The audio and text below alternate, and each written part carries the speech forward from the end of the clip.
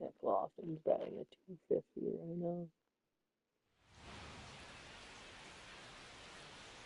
Hello, baseball fans. Welcome into this one. AAA action coming at you on the show. It's the Nashville Sounds and the Memphis Redbirds.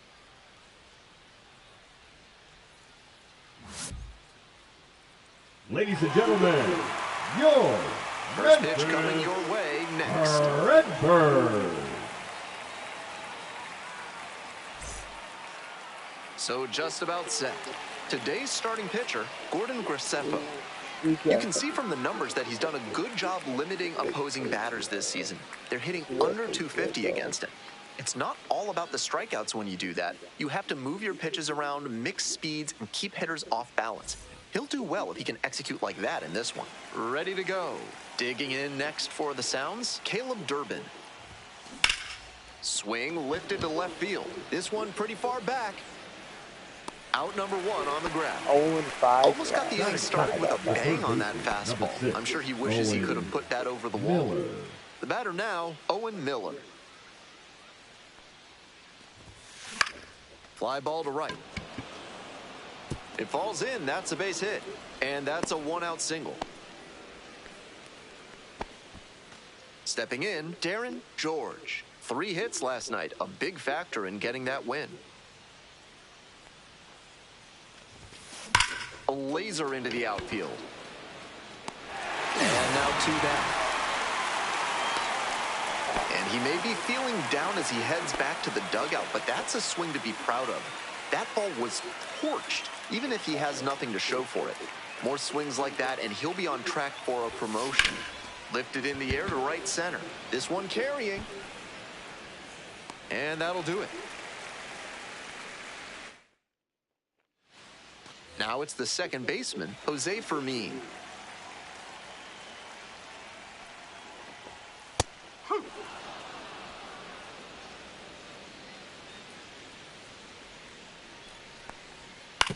That one to first, and that's just foul. Winds, here's the pitch. Line drive, speared at first, and they get the out. Batting second, the shortstop, Jose. Next up, Jose Barrero. Yeah. One out and the base is empty. This one in the air to right. Durbin on the move. And it's caught for the out. Some good fundamentals from the infielder as he ranged back on that play. You can lose track of where you are and start worrying that you're going to collide with the outfielder. Nice catch. Foul ball there. 2 outs and nobody aboard. This one is in there. No balls, 2 strikes. Rapid fire work on the mound. He's keeping these batters on their toes. And that's a little bit high. On 0-2, raise the hitter's eye level with the high fastball. We might see something low on this next pitch. Up the middle, Durbin. Play made, that ends the inning. An inning in the books tonight. If you want your soda with a little extra crunch, reach for a cold can of Big Kale, a refreshing way to wash down a hot dog at the ballpark. Top half of the second from Memphis. Into the outfield, base hit. Runner on base to start the inning. It's been a tough run at the plate for him lately. He needed that base hit, and he showed a nice up-the-middle approach on that hit, something you always like to see from a minor league hitter. Next to hit, Brock Wilken. Check swing. Did the bat break the plane? Yes, it's a strike.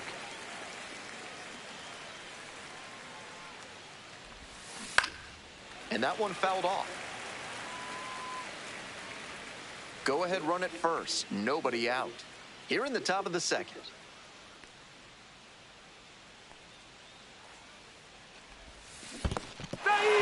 Swings and misses. It's a strikeout. Nice job behind the dish. Coming up to the dish for Nashville, Nick Lofton.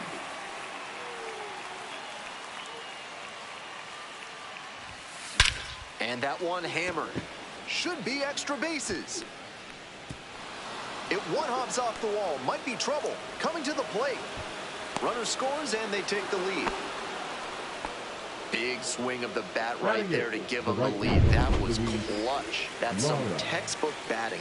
Found a pitch in the heart of the zone, held back just a hair longer, and then he stepped through it and ripped it the opposite way. Luis Lara stands in here, trying to hold back a swing, but it went around.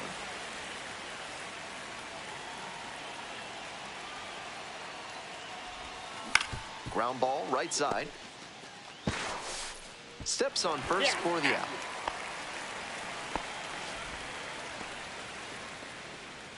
Batting ninth, the first baseman, number 7, Tyler. Next up for the Sounds, Tyler Black. On fire at the dish lately, working on an 8-game hitting streak. Swinging.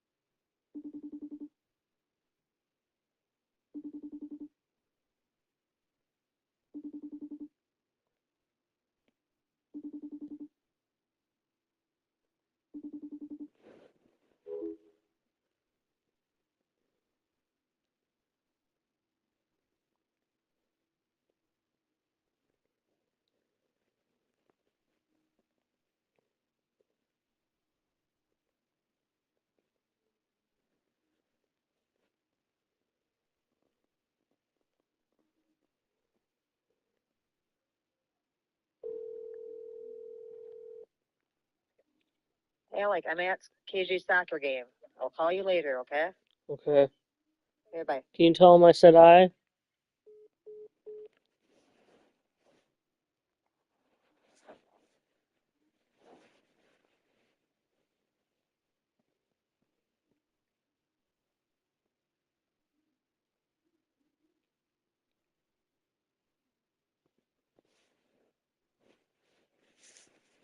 Miss, nice changeup.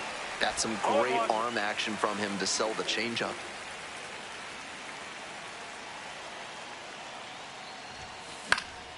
He swings and fouls one off.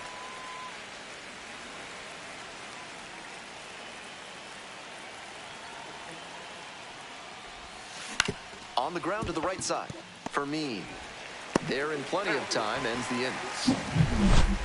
But a run will score in the inning on this RBI double. It's now 1-0.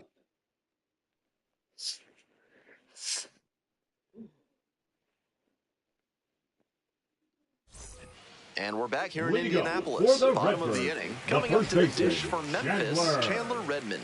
Redmond. Liner, base hit. And the leadoff hitter aboard. That was over in a hurry. Efficient way to get a hit. Good job to stay back on that one and not roll over on it. Let it get deep in the zone, then drop the bat head on it and ripped it the other way for a knock. Stepping to the plate for Memphis, Chris Rotondo.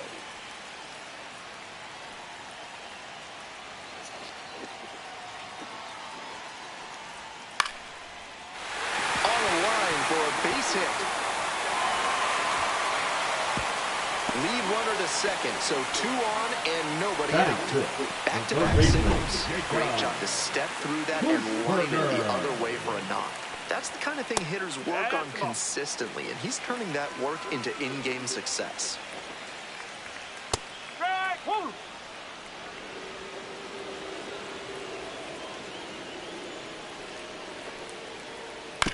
That one down the line. Takes it to first for the out.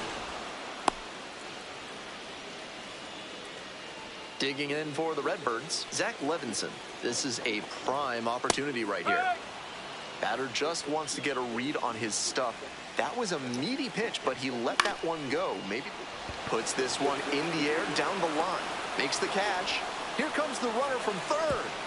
He's in to score on the sac fly. We're tied at 1. Brand new ball game here after he delivered with the sacrifice fly. Good team first approach at the dish. Here's the catcher, Jimmy Crooks. Runner at third, 2 away. Swings through it. Pitcher can't dwell on what's already happened. Got to focus on this next pitch and try to stem the bleeding. Called out on strikes. And that ends the inning. They pick up a run on 2 hits, no errors, 1 runner left on base. Heading on now to the top of the 3rd. All tied 1-1.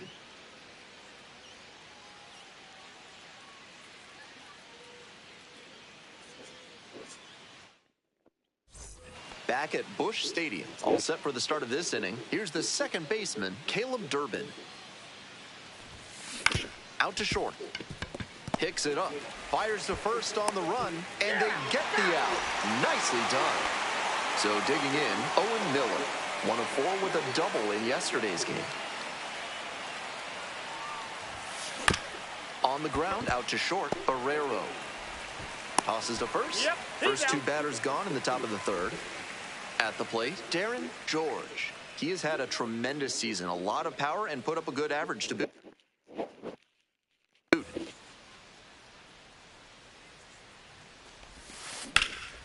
Now a fly ball to right center. And that's that. Ready to go for the last half of the inning. And now the center fielder, Chase Davis.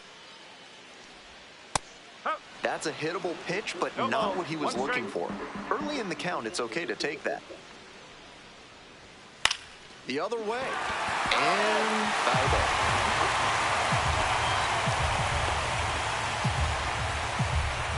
Here's the 0-2 pitch. Swings and misses. They get the leadoff batter here in the 3rd. So up next, Jose Fermin, looking for better results than last night. An 0-for-4 line in the loss. Line drive, and that's a base hit. So 1 on now with 1 away. No time wasted here. That one was right down the middle, and he regretted it as soon as it left his hand. And with good speed on first, they have some options about how to attack. Now at the dish, Jose Barrero.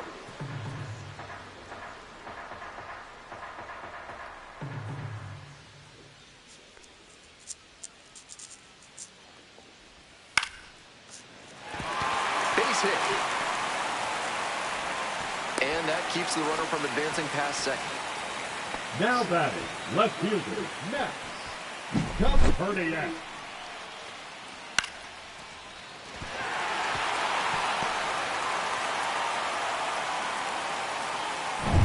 One out and runners at first and second. Coming up to the dish for Memphis, Matt Caperniak. Strike, woo! 0-1. Pops it up, foul on the left side. 2 down.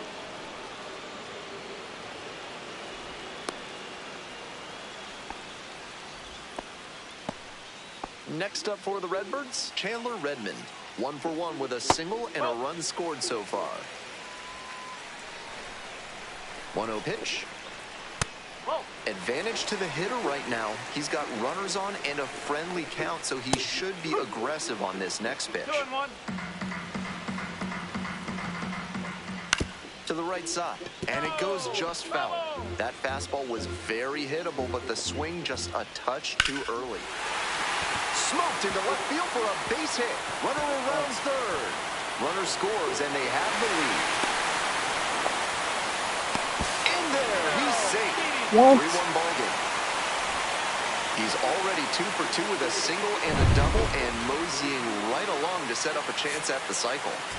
2 down, and here comes the manager out of the dugout, making a move for the bullpen.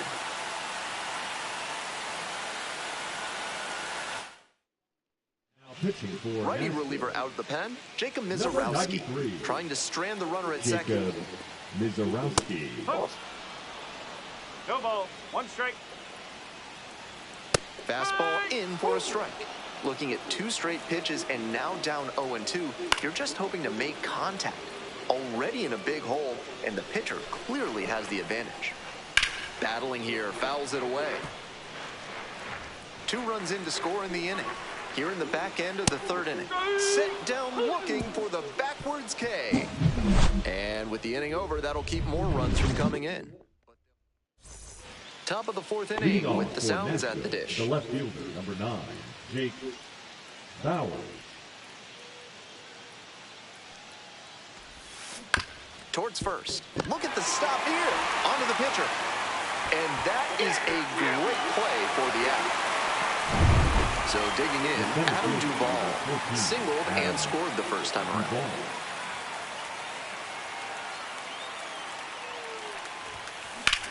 Out to center. And now 2 away. Now batting, designated hitter, Brock Wilken. And now it's going to be Brock Wilken. 0 for 1, struck out.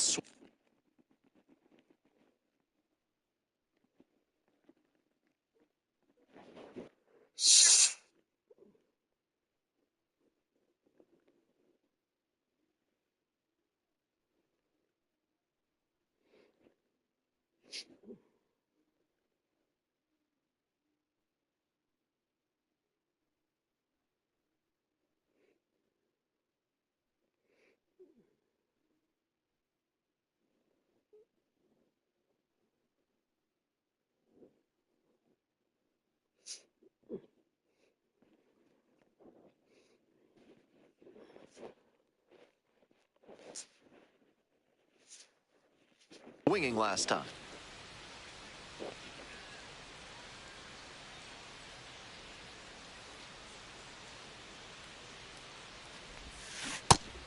So far, he's thrown more than 80% first pitch strikes, which is driving this excellent outing. If he keeps it up, he could work very deep into this one. High fly ball lifted in the air, right field, and that's the third out. Nothing across here this half. We're midway through the fourth. Memphis with the lead, 3-1. Welcome back. The Redbirds at the dish here in the bottom of the fourth. Fly ball down the line. On the move, has a play, and he makes the catch. Zach Levinson now at the plate. Drove in a run with a sac fly the first time up.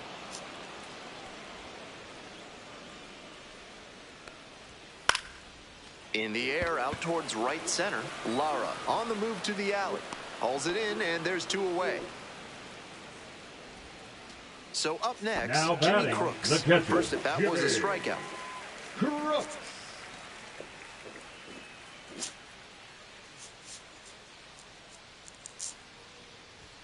There's a strike. On a cold night like this, hitters are trying to get out in front so they don't get jammed. A pitcher can counter that by using the off-speed stuff more frequently. And it's down, a base hit. And that keeps the inning alive. Now, Chase Davis. Struck out swinging in the first AB. He swings and drives this one to deep left. It's got a chance. Snags it on the warning track. On base as the lead remains 3-1. We're back here at the ballpark. Top 5, Ben Gelman here, and leading it off, Nick Lofton. Turned on but foul wide of third.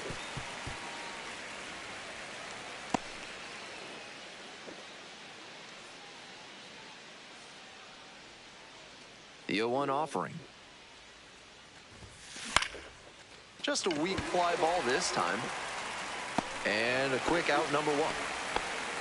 So digging in, Luis Lara, 0 for 1 so far.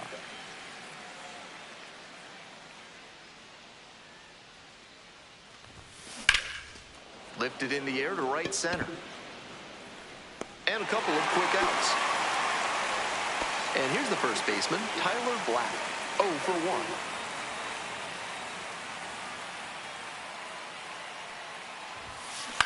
Fly ball out to right.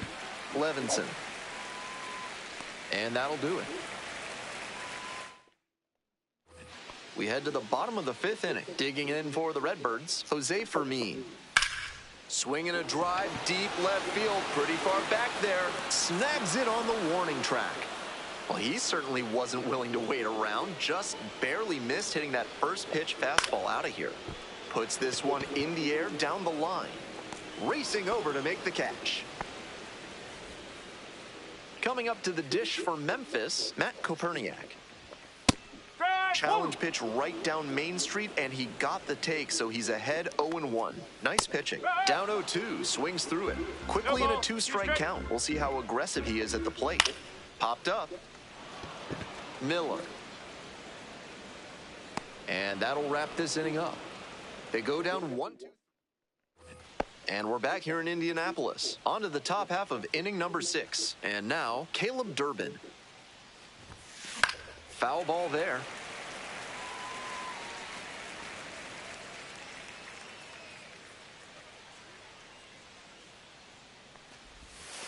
And there's a breaking ball that drops in.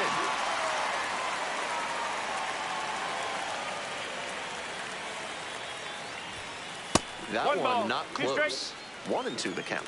After some fastballs in this AB, the pitcher might be able to get him out in front with a changeup. Something to watch. Got it. Leadoff batter retired in the 6th. Here's the third baseman, Owen Miller. 1 for 2.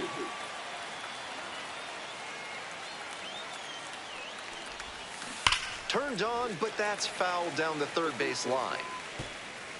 Miller goes 5'11", 195 pounds. And he's been hitting well lately, batting over 300 in his last 10 games. Comes up empty, strike 2.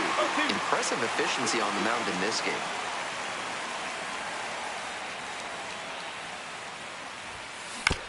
On the ground. Throw to first in time. What a defensive effort there. Tough to even get to the ball. And then an excellent off-balance throw. He really showed some great athletic ability as well as strong fundamentals on that play. Line drive to right. And that's the end of the inning. 3 up. Back at Busch Stadium. Leading off, Chandler Redmond.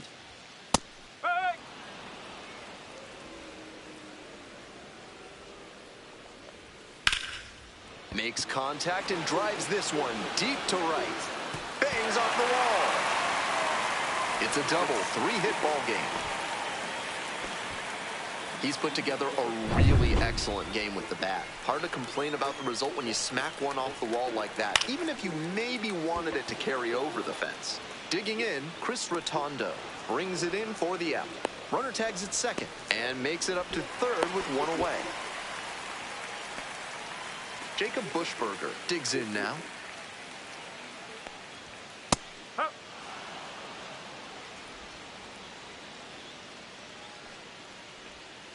Fouled off. He was late. Runner on at third, 1 away. Swings and misses. Struck him out. 2 out. Stepping to the plate for Memphis, Zach Levinson. And that's ripped to left. Inning over. On to the next inning. Stepping to the plate now for Nashville, Jake Bowers.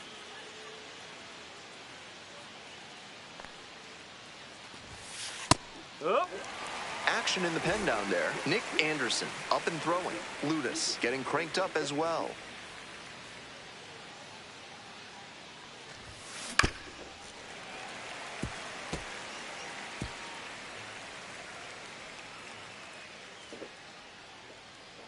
Here comes the 0-2 pitch. Swing and a miss for the strikeout. And they get the leadoff hitter in the 7th. Looks like he doesn't want to hand the ball off to the bullpen just yet. Impressive work. Adam Duvall. Here's the center fielder, Adam Duvall.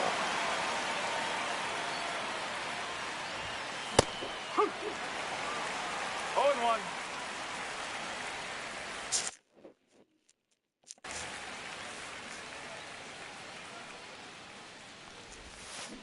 Grounder to the left side. Jumps and throws. And safe at first. Some strange defense there.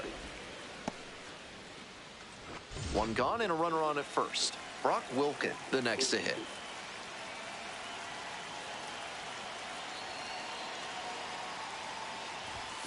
Gets that fastball by the swing upstairs. He's been remarkable with first pitch strikes. Over 90% in this game. Because he's pitched so well to this point, I think the hitters need to adjust. They have to attack on the first pitch. Chances are, it'll be in the zone. Makes the grab for the 2nd out.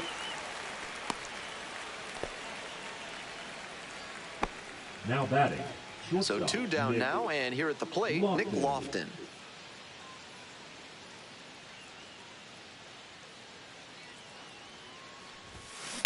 High fly ball towards left center. And that retires the side. Bottom of the 7th, and here's the catcher, Jimmy Crooks. Foul ball there. 0-1, here's the pitch. Swings through it. Not looking good there. He may need to choke up or start that front foot sooner to catch up to this stuff. Swings through it for the strikeout. Leadoff batter set down to open the 7th. And now, Chase Davis. The 0-1. Nope, that's high.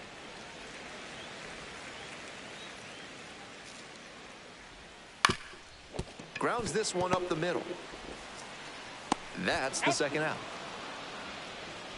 The batter number Digging 15. in for the Redbirds, Second Jose baseman, Fermin. Jose. 1 for 3. Swing and a miss late on that one. Love how he's attacking the zone, throwing a ton of strikes.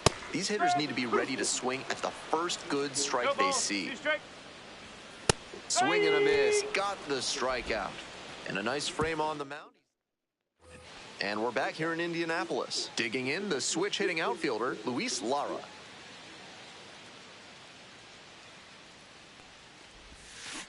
Ground ball, right side. That one finds its way through. Off to a good start with the leadoff knock.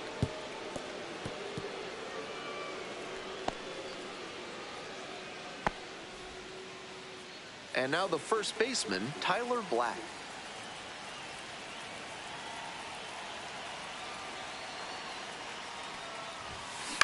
Grounder to second. Fermin. To second. There's one. Throw to first, but not in time. Now it's the second baseman, Caleb Durbin. 0 for 3. A fly out, a ground out, and a strikeout. Fly ball to right. And 2 away now. Looking at his swing right now, the mechanics just seem out of whack. Might need to go back to how he was swinging it earlier this year. Now at the plate, Owen Miller. Not close with that one, but still chased. That's a strike. He's thrown a lot of first pitch strikes, so the hitters need to be ready to swing early. It may not drive up the pitch count too much, but you know you'll... And a base hit. Around second, on the way to third. Headed for the plate. The relay. Safe.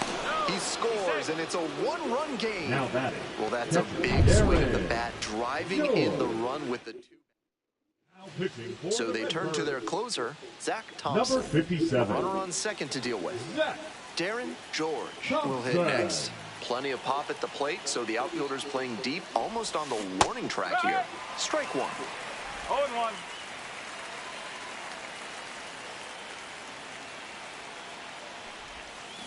Strike 2. Way too jumpy early in this AB. That's how you put yourself in a hole.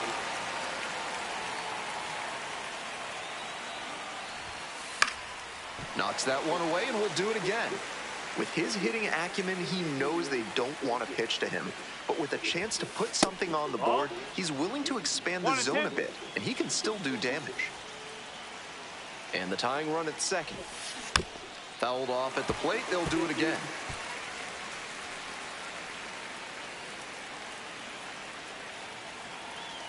One-two now. And there's a ball.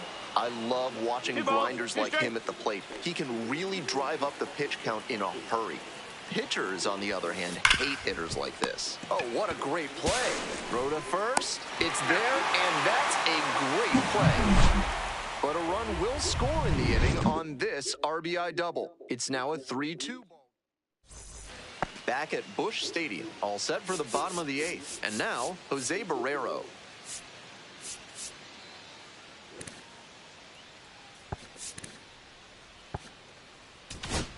Now pitching for So they bring on their closer in the 8th, Tommy Hughes.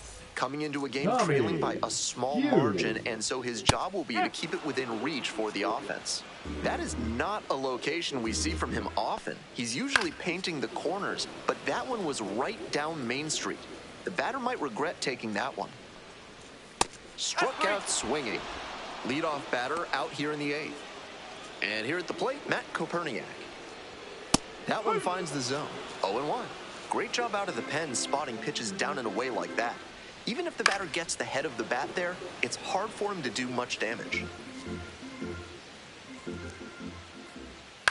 To the right side. And it finds its way through for a hit. So they get a runner on with a 1-out single. Down in the count, didn't matter. Put a great swing on it. Great job on the 0-2 count. Clearly recognized the pitch early out of the hand and gave it a strong, balanced cut. Well struck, right field. It's got a chance.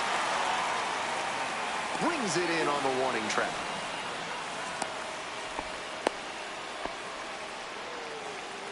Now batting. And the next batter, Chris Rotondo. Rotondo. Swing and a miss. Didn't do a good enough job of timing up the pitcher's fastball, judging by that swing. Pitcher steps off, nothing going on at first.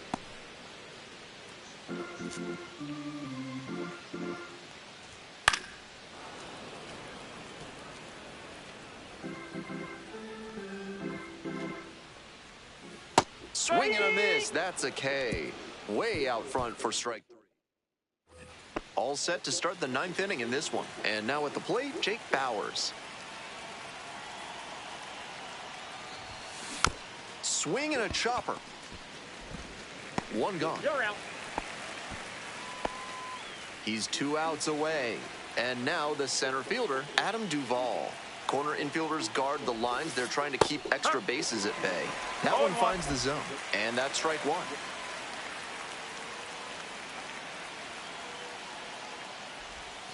Swing and a miss. 0-2.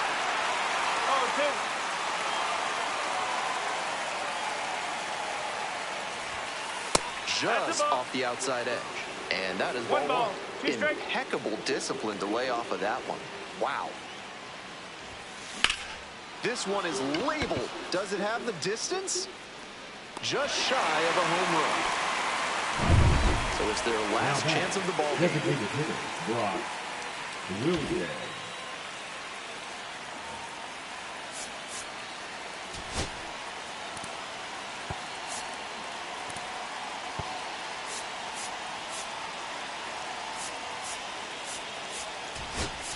Pinch hitter coming on, Freddie Zamora. And since he represents the tying run, he might try to swing for the fences and even it up on a pitch he thinks he can drive.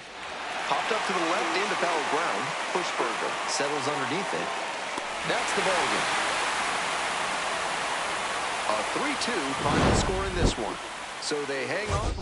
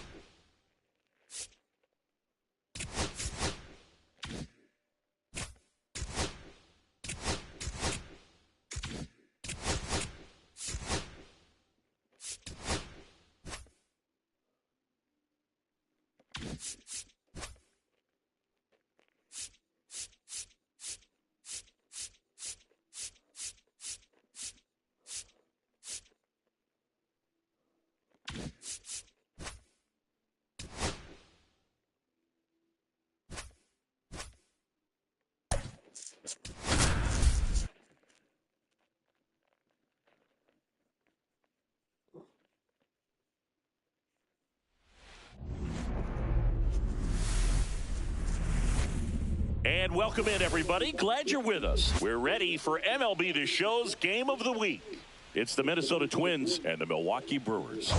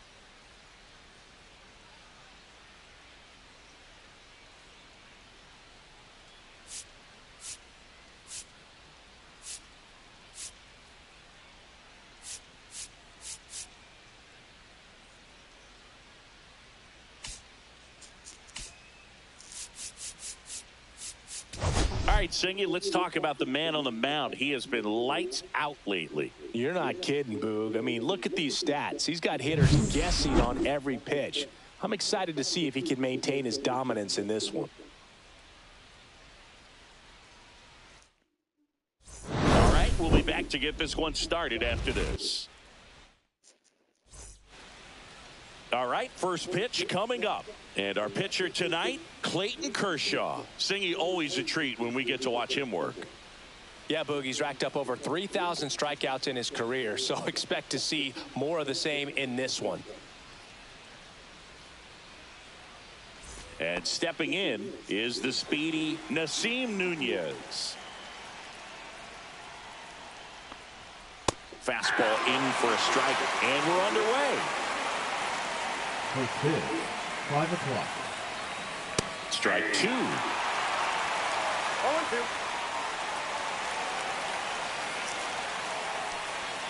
Swing and a miss. Struck him out. And there's one down.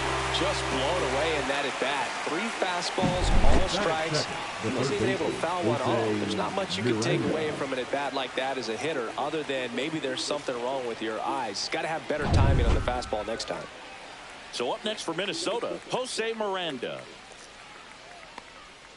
And that drops in for a strike. For Clayton Kershaw, the resume speaks for itself. One of the best pitchers of his or any generation. 0-2 is the count.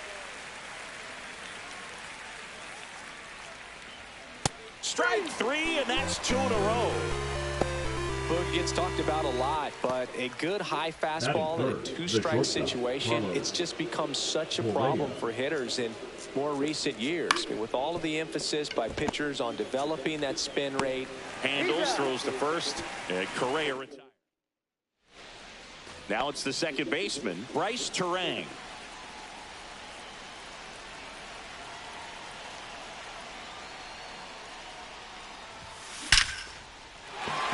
That one clubbed out towards left center. That'll be extra bases. Around first, heading for 2. And one pitch into the inning, it's a leadoff double. I'm sure he feels really good about that one. Pretty much a model swing on that one as he ripped it into the opposite field gap. And I'm sure he's going to be watching that one back on video, because that's the kind of swing you want to bottle. So many positives that led to that knock. And Pablo Lopez will deliver. Nunez throws to first in time. One gone, bottom half of the first. So the go-ahead run in scoring position. Next for Milwaukee, Christian Yelich. On the ground, and that's just foul.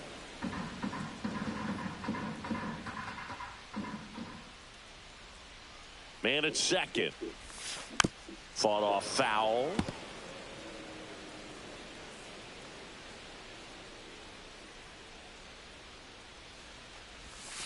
That one not close. 2 strikes. Going to count 1 and 2.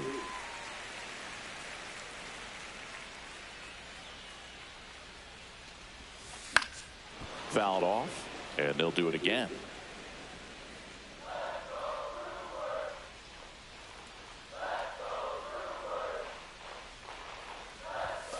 And that just misses. Well, it's a good pitch there. Really had some run and finished a little up and in just on the edge. And that's one of those, if you swing at it, you hit a broken bat as you jog back to the dugout. And it remains 2-2.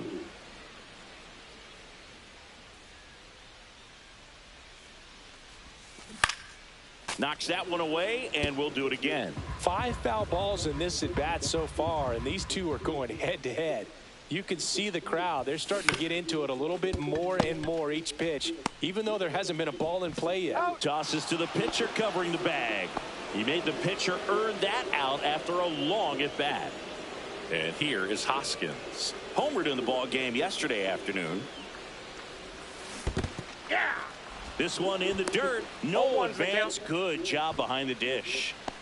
Terang on third with 2 out.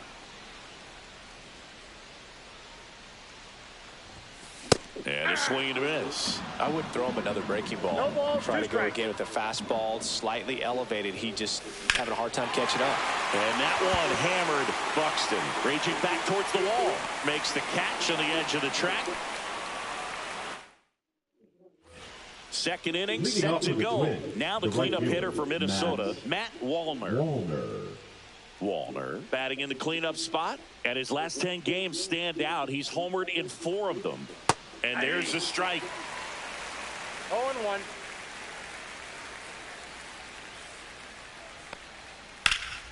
Fouled off. He was late.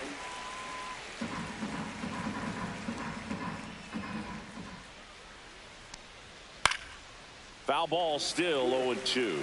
Wow, he got away with a mistake right there. Hacks and misses. It's a strikeout. Oh, nothing too fancy on the strikeout pitch right there. Just a low 90s fastball, and I'm not sure he was trying to challenge him, but that's pretty much what happened. Very hittable location, but he found a way to just get it by him. Here's Byron Buxton. This to center field. It gets down a base hit. So they get a man aboard with a 1-out single. Ryan Jeffers at the plate. Swing and a foul back, and that's out of play. Jeffers with a homer in his last game. And a foul ball. Second inning here, no score. This one in the air. Hoskins hauls it in for the out. 2 away. Here's Trevor Larnach. Homered last night. Added another hit as well. Swings through that one. This is a hitter who takes his game to another level, playing at night. Close one, doesn't get the call. And now it's even 1-1. Comes up empty. That's strike 2. 1 ball. Buxton on the run. Swings through that, and it's a strikeout. He's notched 4 strikeouts now. 1 left for Minnesota.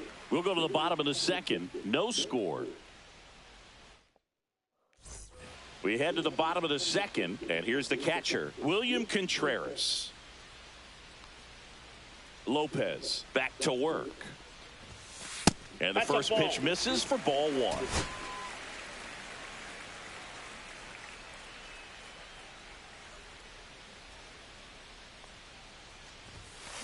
And that's fouled off.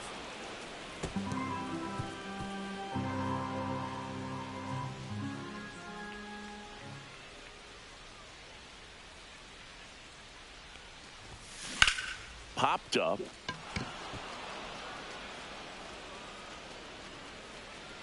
Correa makes the catch. One up, one down.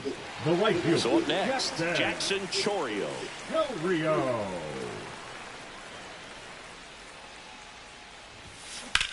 Now a screamer into the outfield. Larnach pulls it down, and there's 2 gone. So 2 down now, and here is Garrett Mitchell. 3 for 8 in the series coming in.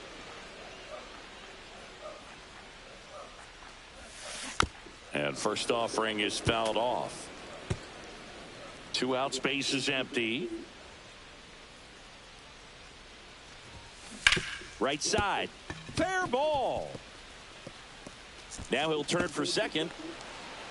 He's there. It's a 2-out double.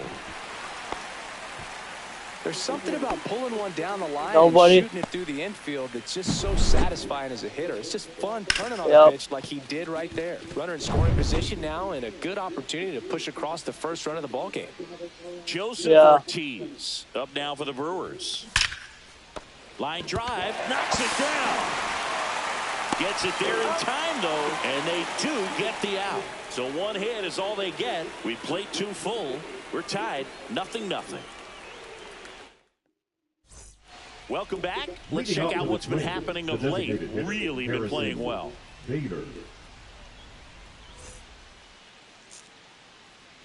No score. Kershaw back to work, delivers. And a foul ball.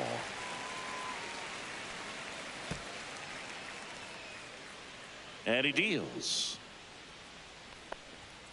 And it's quickly 0-2 on the designated hitter.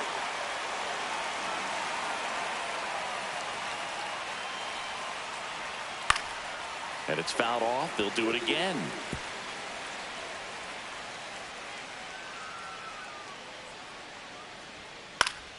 Foul ball. It stays 0-2. Man, he'd like to have that pitch back. Kershaw fires. Swing and a miss. Struck him out. Now 5 strikeouts for him on the mound. Well, they get the strikeout there, and what kind of stood out to me was that they weren't shying away from contact. Every single pitch was in the strike zone, and that tells me they wanted to attack him, and it paid off.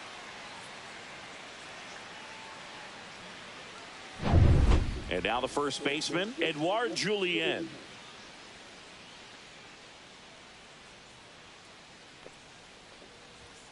Yeah, big swing and a miss. 1 out, base is empty. Just missed.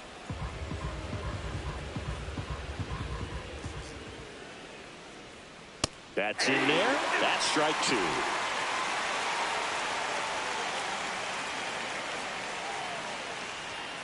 Fans another, and that's 3 straight strikeouts. Back-to-back strikeouts to start the frame, and that's now 3 in a row. Yeah, he's really settling in and getting a feel for his pitches, throwing them where he wants to right now. So we'll see how long he can keep this streak going.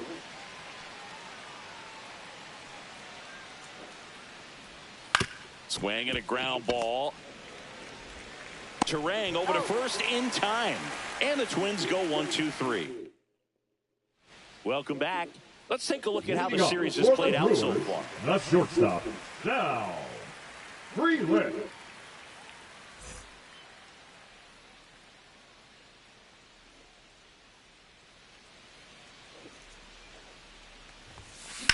And that one is lifted in the air. Larnach sizing this one up.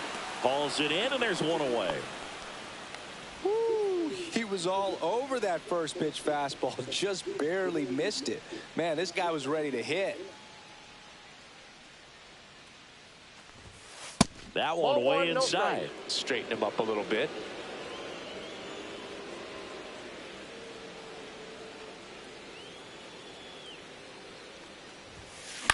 Lifted in the air down the left side. Larnach on his way in. Puts it away for the out. Now batting, the designated hitter, Jose. So now here's the Iglesias. DH. Jose Iglesias. He's 0 for 1.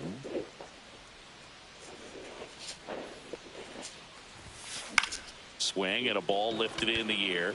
Shallow right field. Nunez makes the catch in and go. Back here at American Family Field, John Shambi with Chris Singleton, and set to lead off the 4th, Jose Miranda. And that one fouled off. Well, these Twins definitely being aggressive at the plate, but I think it's fair to wonder if they're being a little over-aggressive. I'm specifically talking about the first pitch. These batters are swinging more than 80% of the time, which is fine if you're scoring runs, but that hasn't been the case today. Line drive, and that should be extra bases. Makes the turn and heads for second. And now a runner moves into scoring position as we look for the first run of the ball game.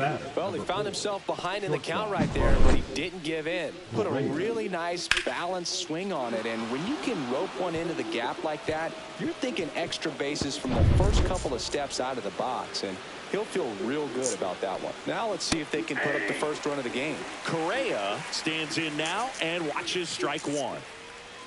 Check swing. Did he go? Yes, he did. No balls, 2 strikes. Stays alive.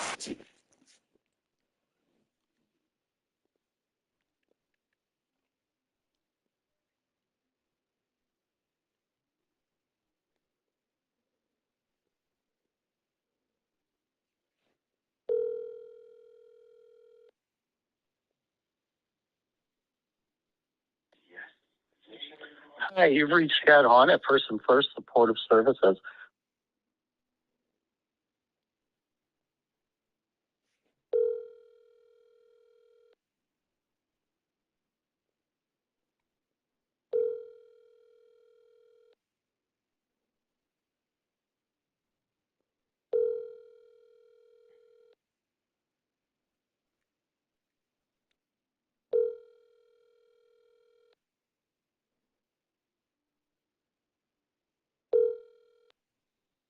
Hello.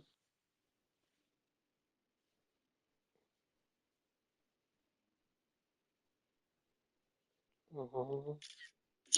Where are you? I need some work for you to do. Scooby Dooby Doo. We need some work for you. Where are you? So Scooby.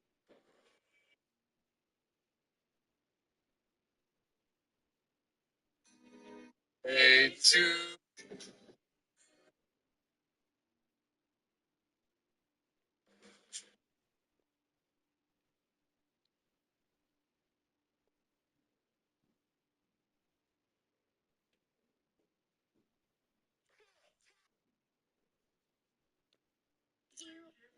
are you? I need some work for you to do. Scooby Dooby Doo. We need some work for you. uh, Well, here's a good opportunity in this inning to get on the scoreboard after that leadoff hit, and hardly order coming up right behind them. This is where they need to get going. Mitchell makes the catch, and there's one gone. So the go-ahead run in scoring position. And now for the Twins, Matt Wallner. And immediately pumps in a strike to the left-handed hitter.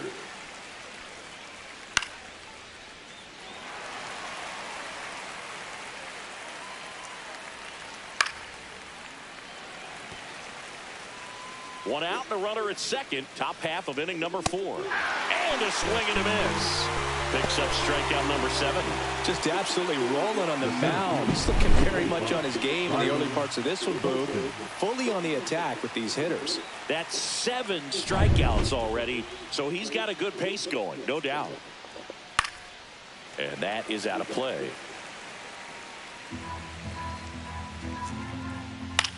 Foul ball there.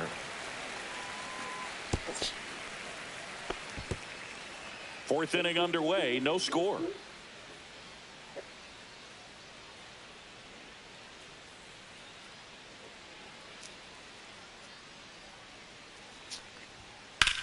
Swing and a high fly ball down the right field line. He's got it, and that is that. The runs, 1 hit, no errors, and a man left. We're midway in the 4th, no score. Ready to go for the last half of the inning. Now it's Christian Yelich.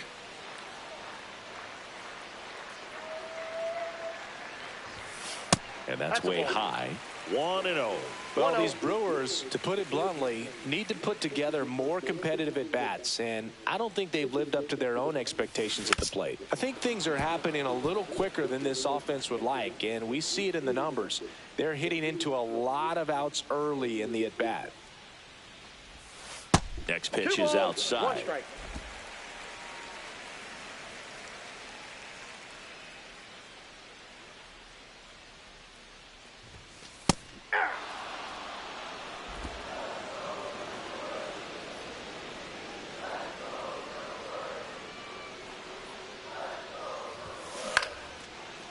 Julian.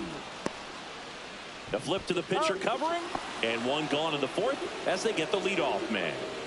And it's Rhys Hoskins up to the dish. Scoreless here, but now he's got to deal with a guy who's got some power.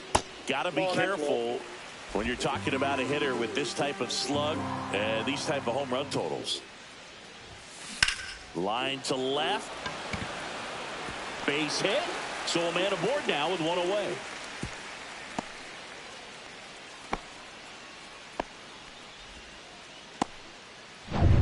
And now it's William Contreras. First time up was a pop out.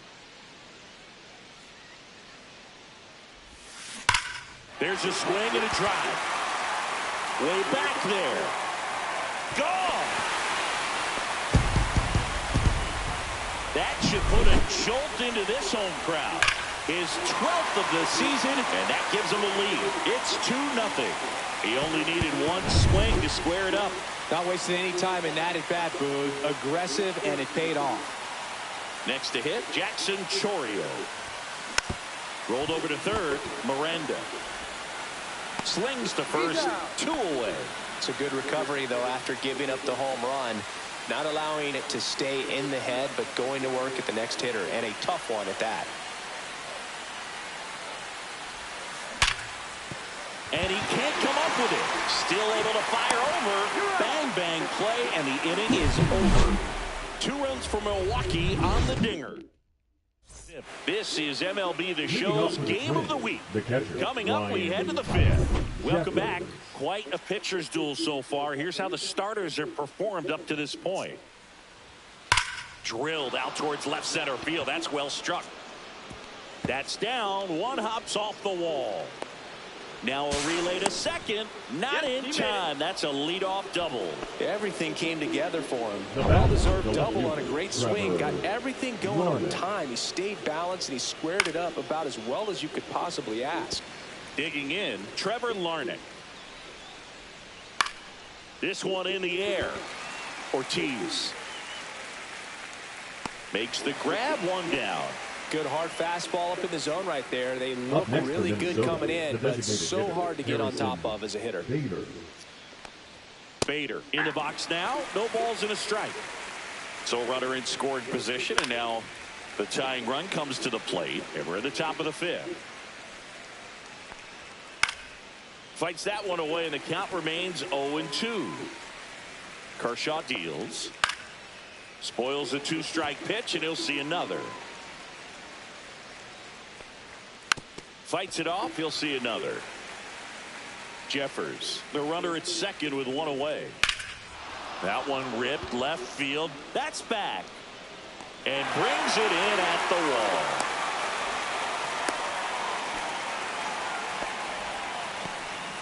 And next for Minnesota, Edouard Julien. That one finds the zone. Strike one. 2 outs. And one in scoring position. He finds himself in a tough situation early. Just going to. That's strike 3 and the 3rd out. So back now to start the bottom of the 5th, and taking over on the mound, Cole Sands. Still pretty early in the ball game, so this bullpen has some work ahead of them. Best case scenario might be if he can come in here and get several quick outs, kind of bridge the gap that starter left for him. Ortiz, the batter now, as he swings and misses for strike 1. Swing and a ball hit out towards left center field, and it falls. And a good start to the inning. Up now for Milwaukee, Sal Frelick. Swing and a foul straight back. Sands in his 3rd season, 27 years old. Oh, and they got him leading. He's out. Man, you're feeling so good. You just got the knock. You're on base, and then right away you get picked off. That's just a tough one to swallow, especially after leading off an inning with a single. Throws to first in time, and 2 away now. So the lineup flips over. This is Bryce Terang, 1 for 2. Terang. In the air out to center. Buxton sprinting after it. Makes a nice grab at a full sprint. All set for the start of the inning. And here's the Twins leadoff guy, Nasim Nunez. And that gets the top of the zone for a strike.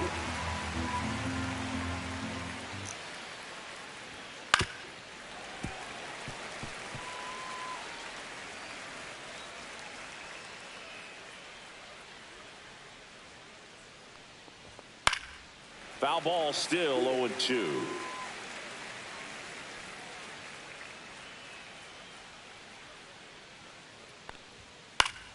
Gets a piece there. We'll do it again.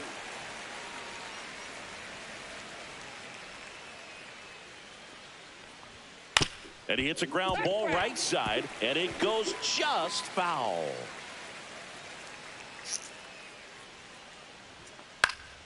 Foul ball. It stays 0-2.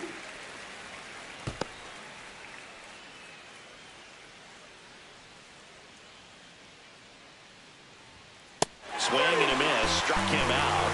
With number 9 for him in this game. 9. Well, when you commit to throwing an inside fastball to your glove side across the strike zone, especially with 2 strikes, if you're going to miss, you want to miss off the plate in. You do not want to leave it out over the heart of the plate. So that was excellent execution on that pitch. Really tied him up, and he couldn't get a piece at all.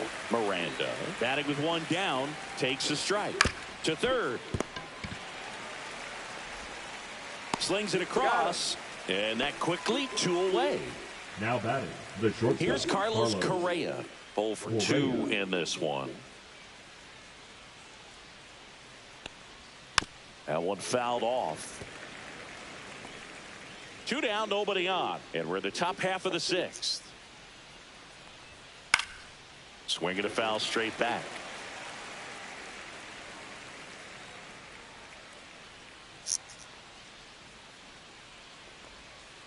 Swing and a miss. Struck him out. And it's a 3-up, 3-down inning.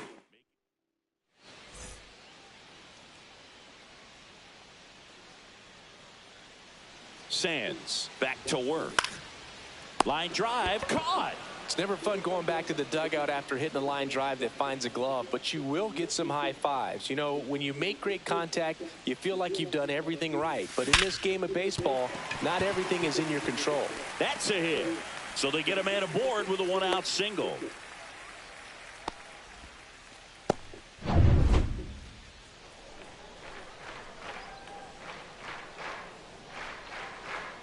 Runner on the move.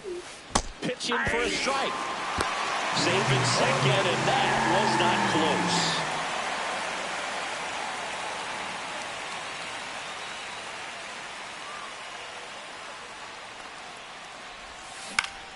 Hoskins pushes it foul.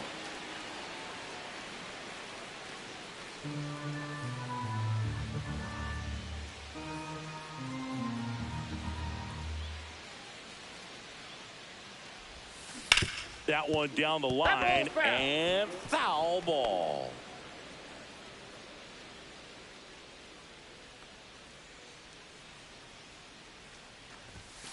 That one at 95, missed up top.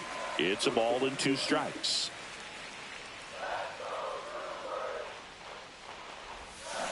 Swings through it, and that's a strikeout. Up next for the Brewers, William Contreras. He had a big swing back in the 4th, 2-run homer, and that helped them get the lead. And what a swing it was, Boog. Poetry in motion, and those are the type that you hardly feel when you connect with the baseball. Just so smooth, a great feeling off the bat.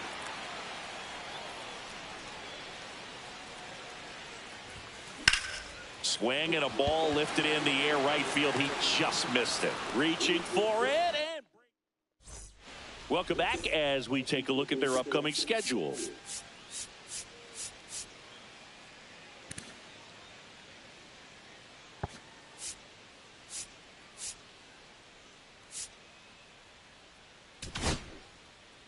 Welcome back. We're in the 7th. We have a new pitcher on the mound, Carmen Mlodzinski. Big swing and miss stuff right here, Boog. Averaging more than 1 strikeout per inning this season. So far, he's been pretty electric. Headed towards the corner, and he can't quite get there. It's a foul ball. Cuts on it and misses. That's a strikeout. Couldn't catch up to the heater. Byron Buxton, the next Twin up to hit. And a first pitch fastball is in for a strike. Base is empty, one away. Here in the top half of inning number 7. In there for a strike at the top of the zone. Fights that one away, still 1-2.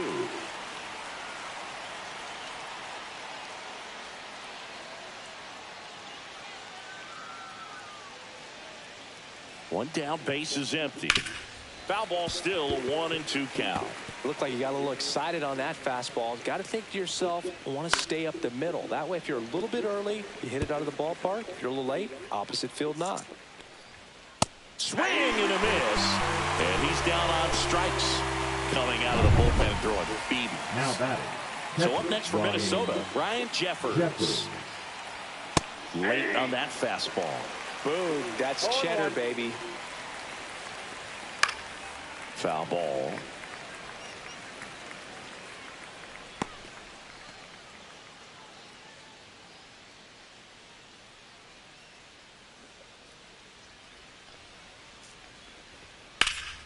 Fights that one away, and the count remains 0-2. Swing and a miss for the strikeout. And he strikes out the side in the 7th. Twins are set down 1-2-3. They're still down. It's 2-0.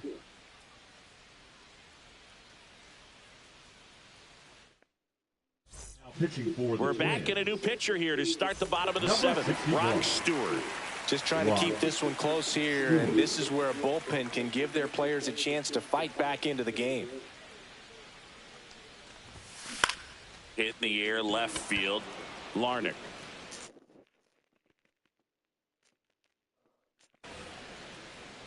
And makes the grab. And there's one away. So digging in, Garrett Mitchell. Really nice job to get your first out of the ball game. First pitch misses. Stewart, known as a guy with pretty lights out type stuff, racks up the strikeouts, but the command at times can elude him. And another ball. Some movement in the Twins bullpen. Danny Coulombe up and loosening in the pen. Topa getting cranked up as well. And that one lifted in the air, center field. Buxton hauls it in, and there's 2 away.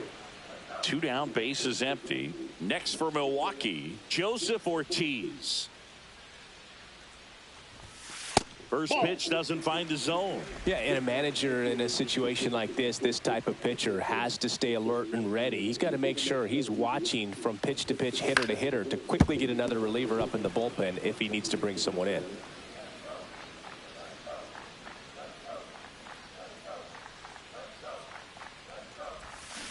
And that is cut on and missed. Yeah, the count 1-2. And that lack of command, that's usually one of the things that leads guys to be converted from starter to reliever. Yeah, and it's such a short stint when you compare. Oh, that's a strikeout, and that'll do it for the inning. And we're back. We're at the top of the 8th. Here's the left fielder, Trevor Larnach. Now pitching for Trevor McGill gets the call from the pen. Number 29. Well, good luck against this guy. He's been extremely tough to hit this year. His numbers are excellent. Fought off foul.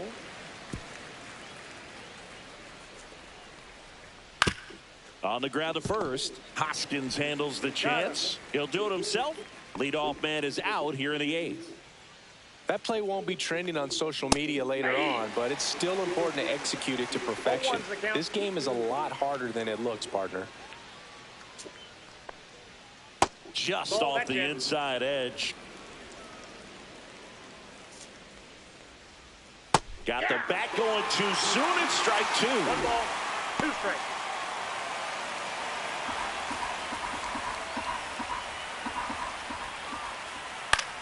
Popped in the air, left field. Yelich gets under it. He's got it. 2 down. just pulled off of it a little bit right there. That front shoulder coming open instead of staying closed. If he does that, he's going to be able to go up the middle the other way with some authority instead of a fly out to left. Check swing. Now an appeal to third. And that's going to be ruled a swing. And down on strikes he goes. And a nice inning of work there as he sets him down. Back now, new pitcher on the mound as we roll into the bottom of the eighth, Justin Topa. Pretty tight game, so they're looking for quality pitches out of him right here. Got to do his best to keep the score right where it is. This one in the air. And out number one on the grab. The batter, number Up 2. now for Milwaukee, Second Bryce baseman, Turang. 1 for 3. Turang. At 96, that pitch is in for a strike. Action in the pen down there. Danny Coulombe getting ready to go. And there's a foul ball.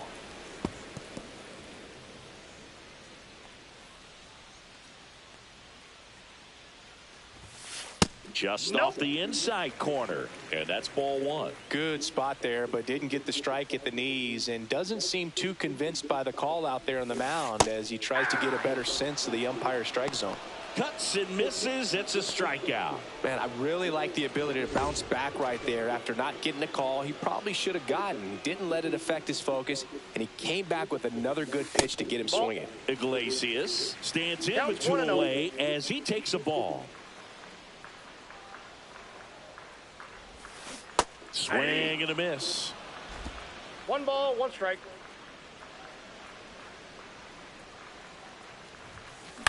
Hit on the ground to the right side. Nunez in plenty of time to first, and Milwaukee is.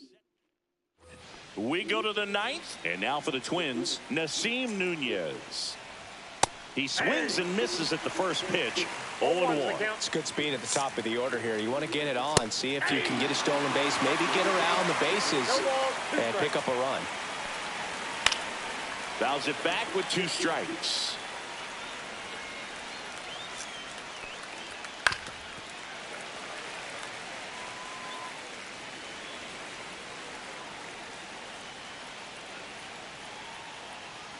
And it looks like he wants to go through the signs again.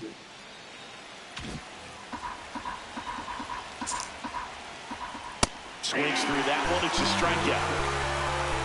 Oh, this guy's been pretty much a non-factor so far this weekend. Very little in the way of impactful at-bats and quality at-bats, and let alone contact.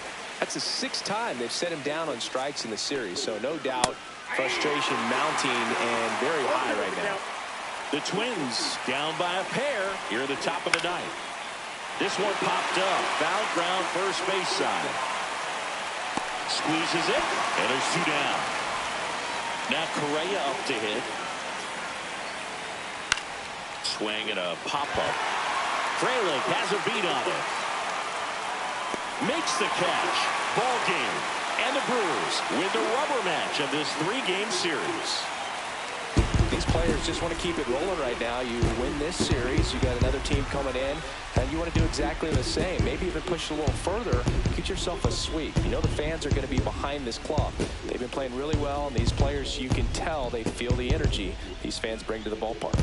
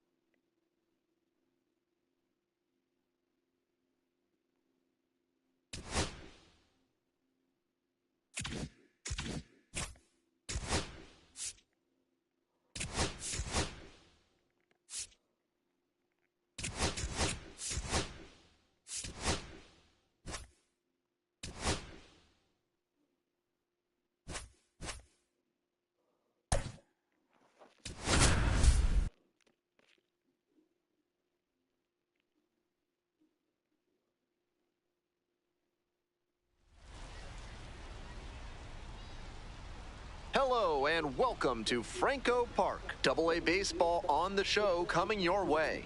It's the Biloxi Shuckers and the Montgomery Biscuits.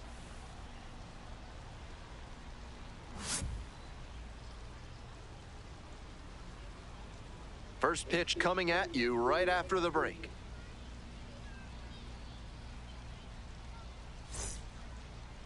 Ready to go. Coming up to the dish for Biloxi, fielder number 28. And that's how this game gets started. Home plate umpires squeezing the zone already on just the first pitch of the game. Yeah. That's some great arm action from him to sell the changeup.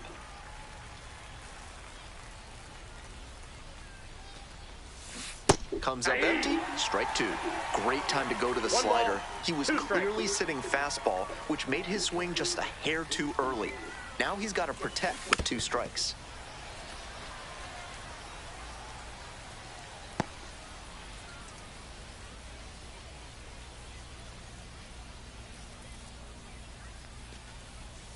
Backed off the plate that time. I love his approach at the plate, making it really tough on pitchers. He can drive up their pitch count and their blood pressure all too easily.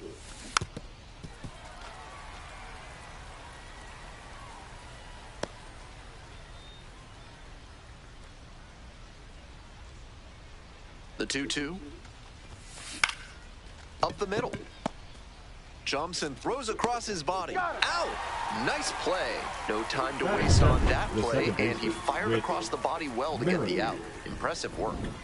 Digging in for the Shuckers, Whit Merrifield. Really strong hitting performance recently, already with 8 hits in the series. 1 out and the base is empty.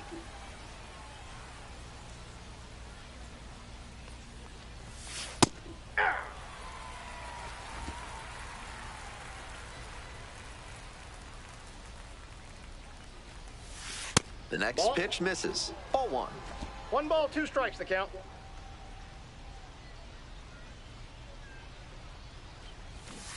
And that one is inside.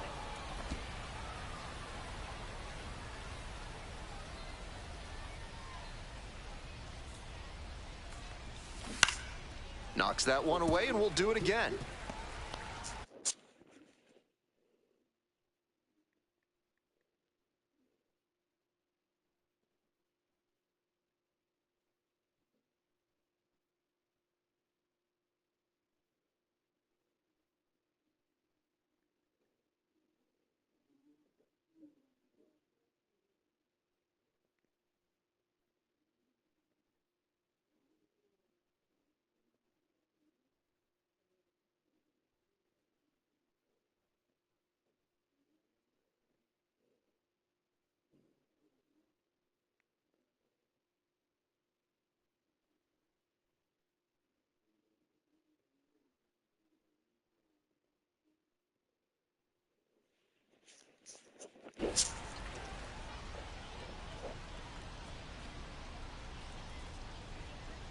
Here it comes. Fly ball to right. Racing over to make the catch. Damian Miller digs in now, showing some real power recently. 4 round trippers in the last 5 games. And that keeps the inning alive.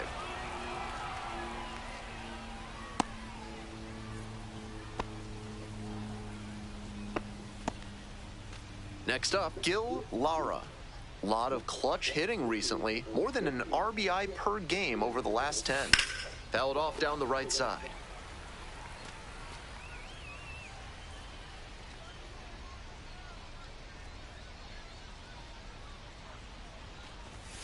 Just off the outside edge. And now it's even 1-1. Miller leads off of first with 2 out. Swing and a high fly to left. Brings it in for the out.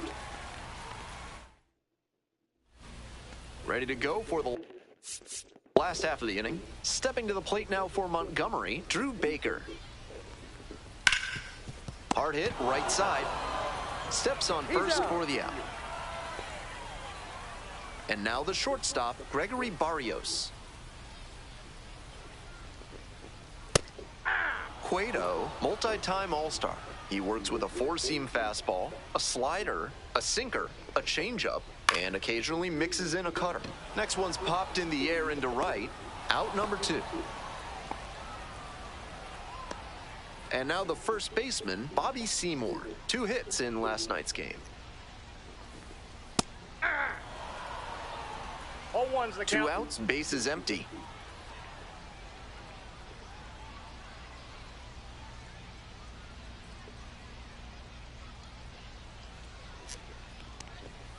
Fastball for a strike.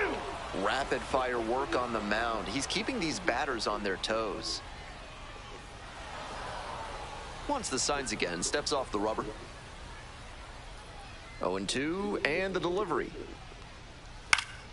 Battling here, fouls it away.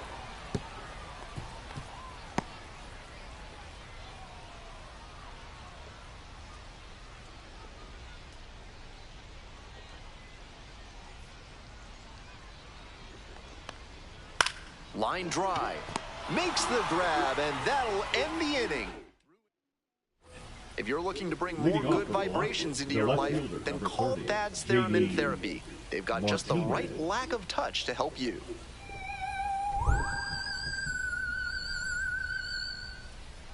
Top half of the second from Montgomery.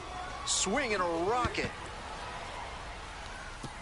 It one-hops off the wall. Might be trouble. That's a leadoff double. He was all over that one. Got the center cut fastball and pounced on it. That thing was smoked. Now they've got a good shot at scoring the first run of the game with the runner in scoring position. Anthony Rizzo, now in the box, comes up empty with a swing there.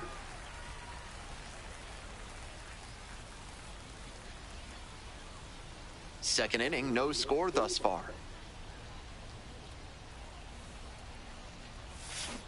Foul ball there.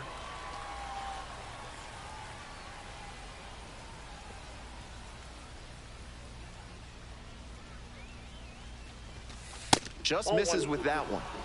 This is a growth opportunity for a young pitcher. He thought it should have been a strike at the top of the zone, but he didn't get the call. And now he has to adjust to the ump's zone. Show your maturity here. You may get that call later on. Stepping to the plate for Biloxi, number 36. Doing a good job of driving in some runs of late. Over the last 10 games, he's knocked in 10 runs. 0-1's the count. 0-1, here's the pitch.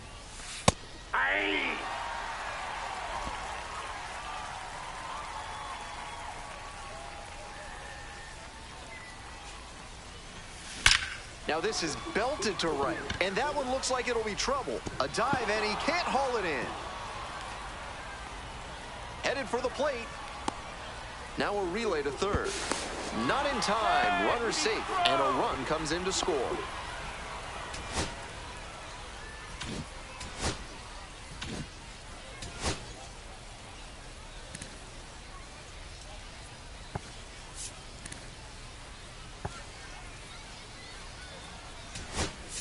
So because of the injury, a replacement needed at third. On to pinch run, Alex Pinellas.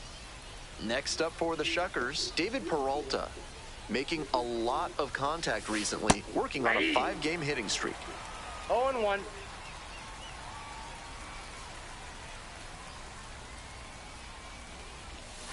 Down 0-2, swings through it. Got to 0-2 on 2 consecutive sliders, and now he can go a number of ways to finish this hitter off.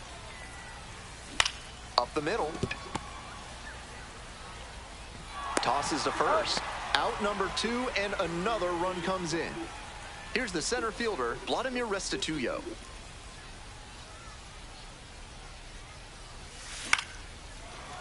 dive. Got it. From his knees, the throw. Wow, that is a heck of a play. Terrific anticipation on this play. You don't see many shortstops better than that. Great job to complete the play and end the frame.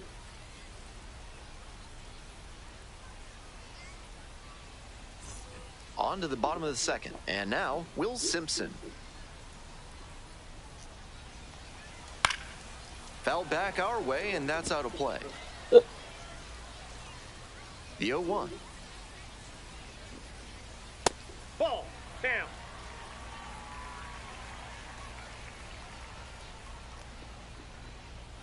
And a big swing and a miss.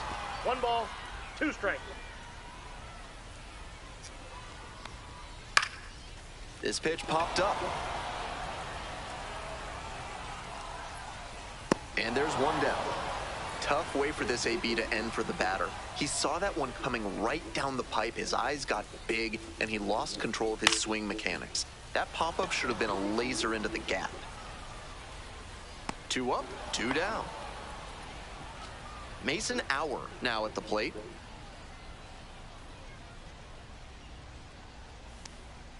That's a strike.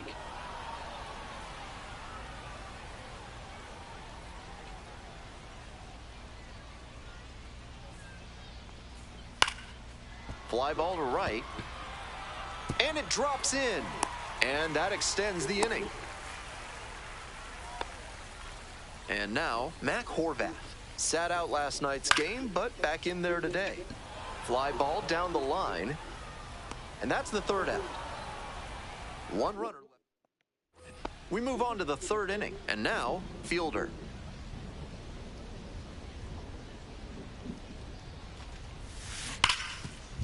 Rips this one to short. In plenty of time to first. The weather continues to be an issue, and that's something to keep an eye on. The umpires will be conferring pretty regularly with the grounds crew, and they may be forced to put us in a delay if things don't improve. Bash down the right side, but foul. On 0-1, the delivery. Swing, high fly ball to center field. This one pretty far back. Puts it away for the out. Here's some real power at the plate. Damian Miller, 1 for 1 with a single so far. Popped up. Settles under it.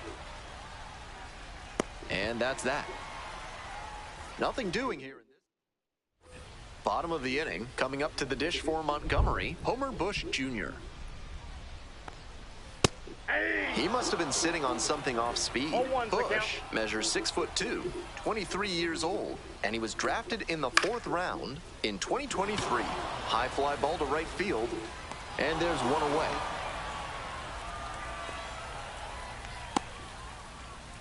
Batting ninth, the 3rd baseman, Jalen Battles will hit next.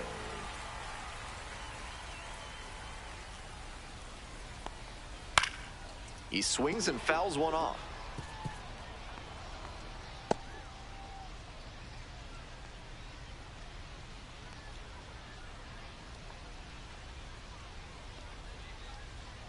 Here comes the 0-1. Swing and a miss late on that one. Down 0-2, and now you have to shorten up and just find a way to put it in play.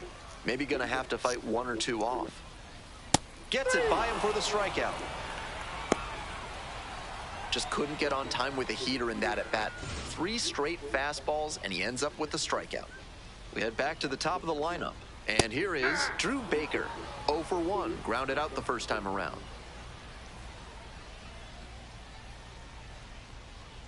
Late on that fastball. Quickly in a 2-strike count. We'll see how aggressive he is at the plate. 2 down and nobody aboard. Here in the back end of the 3rd inning.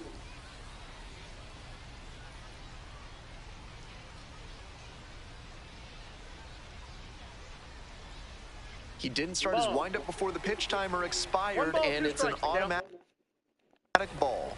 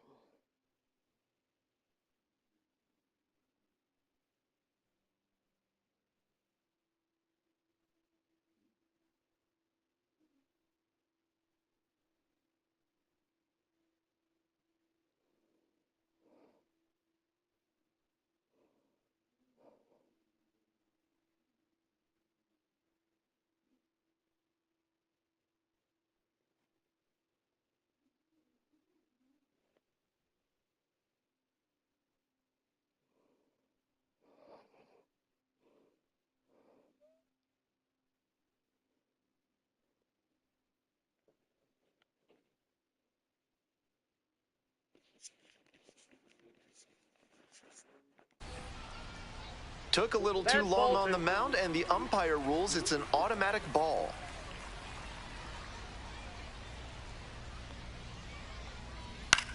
Here's a fly to left. Martinez. That ends the inning. Welcome back to Montgomery, top of the 4th inning. Stepping in, the slugging shortstop, Gil Lara. More than 80% of his first pitches are strikes so far. That's a good sign for this outing. Swing, ground ball out to short. On to first. Leadoff batter retired in the 4th. The left fielder, number 30, J.D. Martinez. Now at the plate, J.D. Martinez. Cracked a double the first time at bat.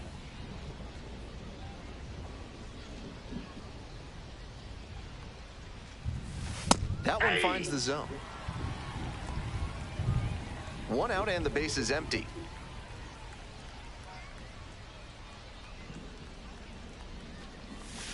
Got the bat going too soon there. It's strike 2.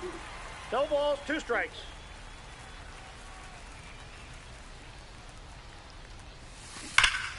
This ball is crushed deep to left. This one's gonna go.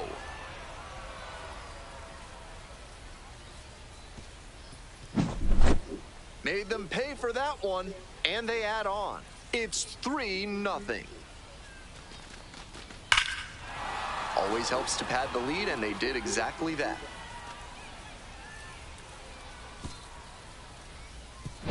One down. Coming up to the dish for Biloxi, Anthony Rizzo. Slider misses away.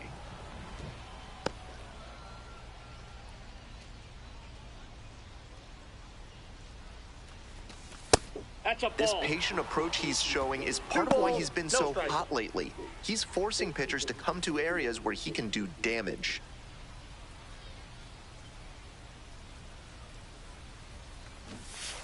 Hey. 2-1.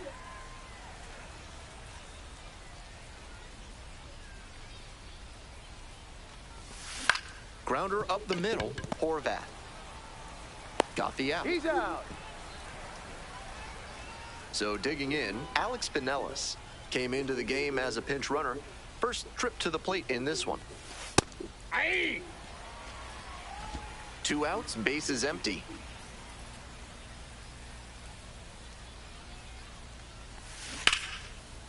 And foul ball.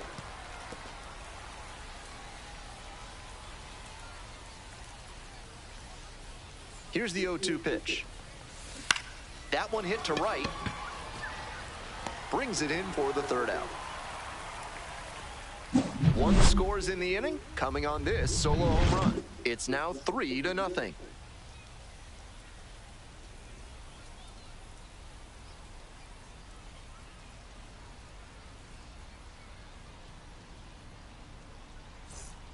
We're back here at the ballpark. I'm Ben Gelman bringing you the action, and leading off the bottom of the 4th, Gregory Barrios.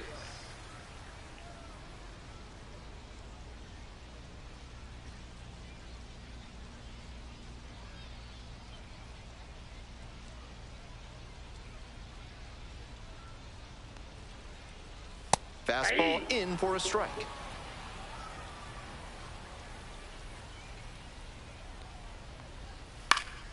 Next one's fouled back.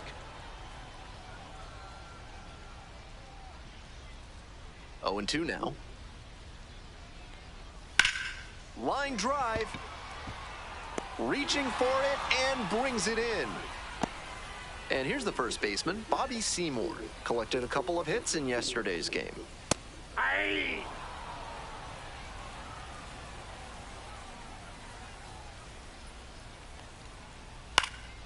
And pops it up. And that'll get down for a hit. Hit the... Oh my God. 1 out double. That's a play where we see how good his speed is. He puts so much pressure on outfielders to make a play quickly and cleanly. Runner takes off for 3rd. This one in for a strike.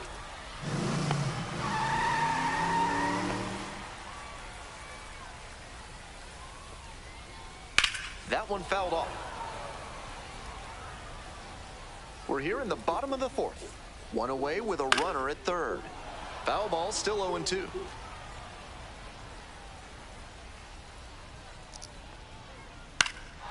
Lifted in the air, right field. Peralta in position. Got it. Here comes the runner from third. Throw off line, runner scores. And it's now a 2-run game.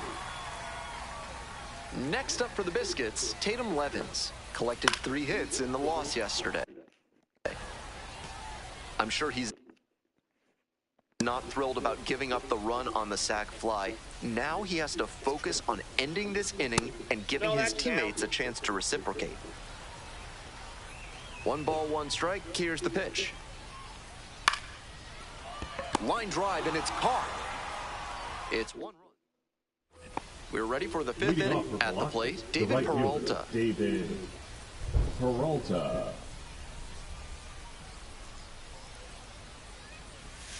Swing and a miss. Great pitch to get a swing like that.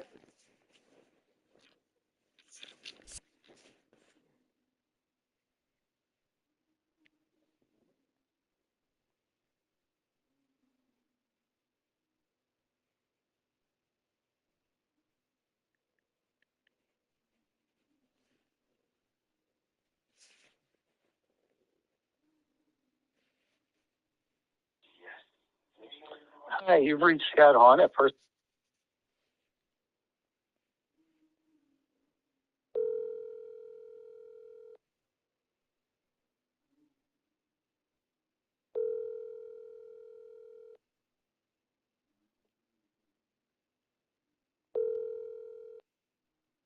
Hello.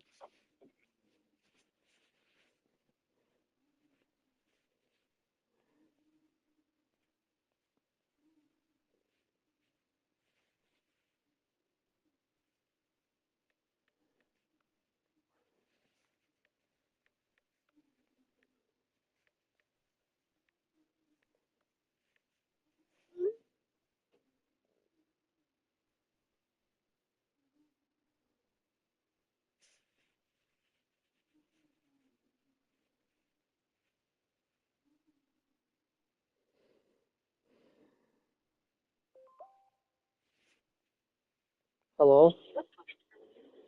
Hey, what's up? I don't know. I can talk to you. I'm going to Denise's with Cass in a little bit. Oh. Wait, well, why are you going to Denise's? Denise's had a little get together for Hunter graduating college. Let's go down there for a little bit. Oh. So, yeah, we just got done with KJ's last soccer game. So Did you tell him I said hello? I didn't get to talk to him very much, Alex. Okay. What's going on? I'm just waiting on if I get a phone call about when I'm moving. I'm sure they'll let you know. Well, I want to leave like right now. I don't want to wait any longer. What? I want to leave right now. I don't want to wait any longer. Well, the paperwork has to go through. Not much you can do about that. They'll get you down there. You know what I mean? It's a process. Okay? Okay. I told you about this. You just have to be patient. What's that? Okay. So you have to be patient. This process. They have to get all the right paperwork all has to be filled out correctly. Yeah. Right? Okay. You Yeah. understand that. Sometimes it takes some time. What? Sometimes it takes time. They got to make sure the paperwork's filled out properly. So everyone gets the paperwork at time. That'll be filled out correctly because it's all How'd KJ do in his soccer game? Did good. He was the goalie, and he did really good at that. Aw, that's so cool. Yeah. I'm so proud of him. He likes to play. He likes to play sports and. Yeah. You know, when you're at the Brewer game, you can't chew at the Brewer game. Okay, but can you still give me a can of chew? Yeah, but you can't bring your chew into the Brewer game. Understand? Okay, I wasn't sure because. No, you can't vape in there either. No, you can't vape in there either. Okay. You're going to get kicked out. Who you talking to? Cassie, she's riding with me down to the Oh, good stuff here to do. I'm glad you got to see KJ play today. Yeah, He seems to like be getting better at soccer. and he's pretty good. He's really good at getting goalie today. Have you guys thought about putting him in like Little League baseball, or is it too early for that? That's something that Brittany and Kilbeer takes care of. We don't choose what he gets to be in. Oh, What he okay. wants. I wasn't sure. That's why I asked. They have them all the time. They're good to decide what I bet he'll try Little League baseball cup from a couple years from now. So Well, it's what he wants to do. Like, you can't force him to be in anything he doesn't want to be in. I'm not forcing him. I'm just saying, like, if he wants to be in it or not. It's let him choose what he's interested in. You know? That's why I said if he wants to be in it or not. I don't know what he's gonna do this summer. Yeah, if he so he's pretty good at soccer then. I assume. Yeah, he likes soccer, so that's why he chose to be in soccer. That's good. I'm glad to hear about that. Yeah. All right. Well, Okay. I'll call you tomorrow or something. Okay. All right. Sounds good. Okay. Bye. Okay. Sure good. Bye. Soccer.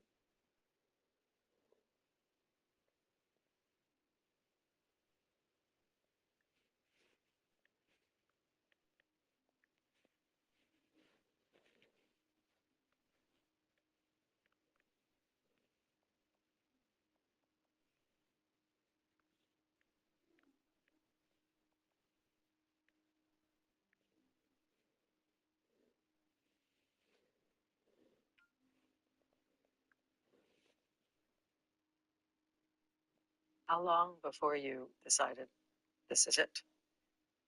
I don't know. It was a couple of years of just thinking I can do it on my own, and you can't. That's the bottom line. I can do this. I can stop. And you really think you can, and then you realize I need help, and that's the operative word. How long before you decided this is it?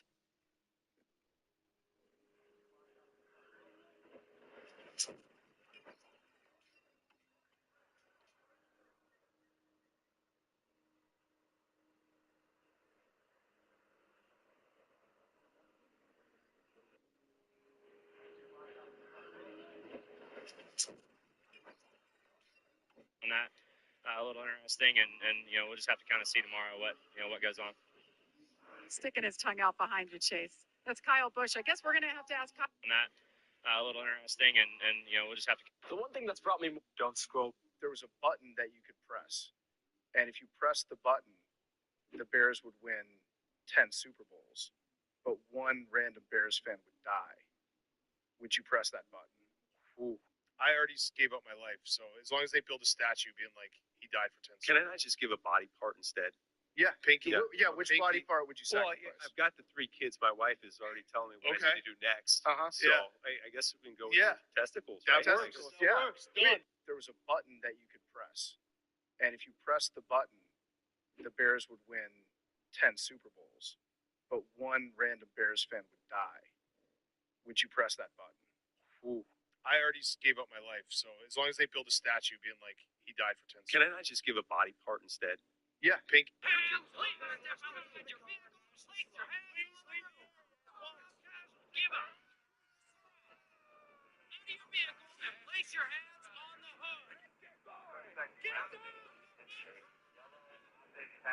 Johnny's here.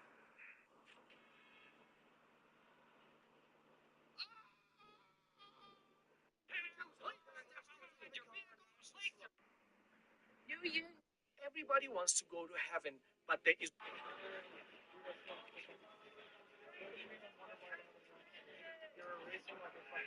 Calm down. Take care of you. All right? We don't see it, but you're wearing 12. You were joking to the media that you're not buying anyone else's number right now. No, I'm not doing that. No. But did 12 feel good? It's Dad's number backwards. You get the hint. You get the hint. So yeah, no, I felt good wearing it for sure. I felt good wearing it. Any number gonna feel good wearing it. It's about what I do in the number, for real. We don't see it, but you're. Did you know that if you don't have Stop. Sorry, are you saying meow? Am I saying meow? I thought. Don't think, boy. Now, do you know how fast you were going? Now, what is so damn funny? I could have sworn you said meow. Do I look like a cat to you, boy? Am I jumping around all nimbly-bimly from tree to tree? No. Am I drinking milk from a saucer? Well, do you see me eating mice? Hey, you stop laughing right now. Yes, sir.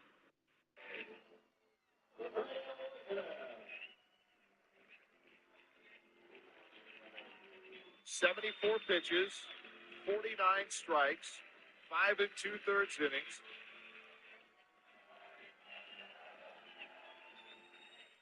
And high fives from his teammates after his longest rehab. Have you ever imagined?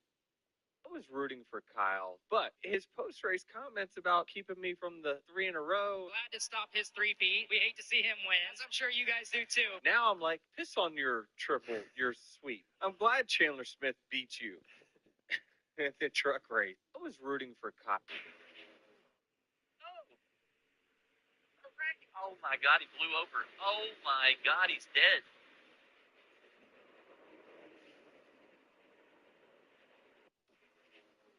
I'd want you to see this bird. One of the great things that I love about bars is the creative names. This is my favorite bar name. You tell me what yours is in the comments. Richard Craniums, a.k.a.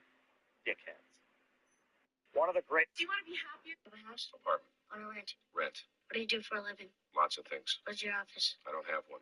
How come? I don't need one. Where's your wife? Don't have one. How come? It's a long story. Do you have kids? No, I don't. How come? It's an even longer story. Are you my dad's brother? What's your record for consecutive questions asked? 38. Have a house? Apartment. When Tony told us that the team wasn't coming back at the end, he said, does anybody have any questions for me?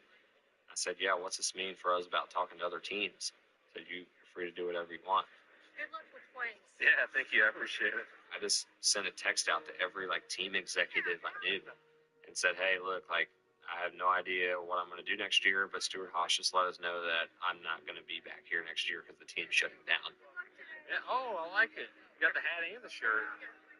JGR reached back out and said, thanks for letting us know. And I get a text message from an unsaved number I didn't have. It says, Chase, Coach, what are you doing tomorrow morning? And I said, well, I'm supposed to go meet with the Wood Brothers, the 21 car. Coach calls me and says, I'm nervous about you going to this 21 car. You better not screw this up. And I said, what do you mean? He said, well, you want to drive the 19 car, it's all yours. Martin's not coming back. He will take over the 19 from Martin Truex Jr. at the end of the year, and I don't think Joe Gibbs could be more excited to have him. Have a good one. Good luck out there. So literally 8 days after finding out I wasn't going to have a job, I was essentially signed by Joe Gibbs Racing.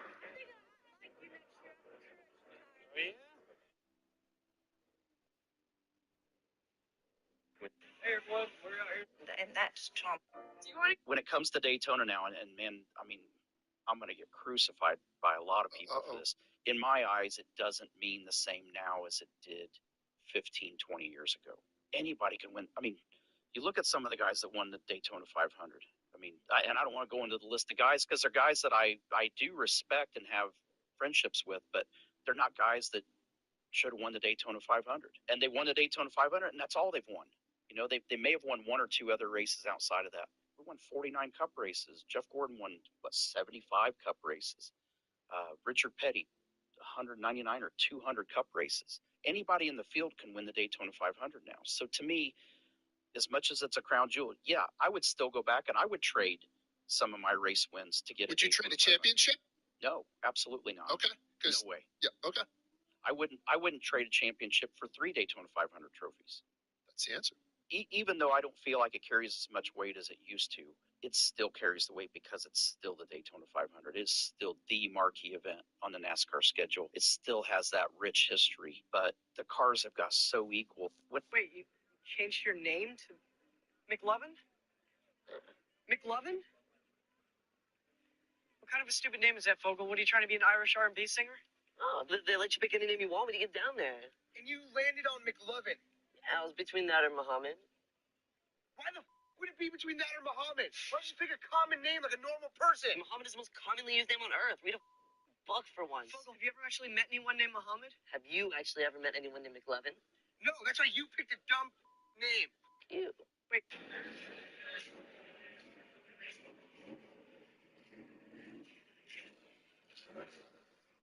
NFL rookie lost his brother to gun violence and is now playing for the same NFL team his brother once did. This is the story of Gabe Taylor and his rise to carrying on the torch for his older brother, Sean Taylor. Now, Gabe's older brother, Sean, was a generational talent. He was a Pro Bowl safety, a first-round pick, and one of the most feared safeties in the NFL. He played every snap like it was his last for the Washington Redskins, now known as the Commanders. But everything changed when Sean was shot during a home invasion where he was trying to protect his family. He sadly passed away the next day at just 24 years old. The entire sports world mourned for his passing, and just like that, it felt like his story ended way too soon. However, Sean had a younger brother, Gabe Taylor, and he was just 10 years old when Sean passed away. But he carried that pain from his brother's passing and turned it into his purpose. He played the same position as his older brother, and at Rice University, he became a star, leading the team in tackles and interception. And now Gabe Taylor has signed with the Washington Commanders, the same team his brother.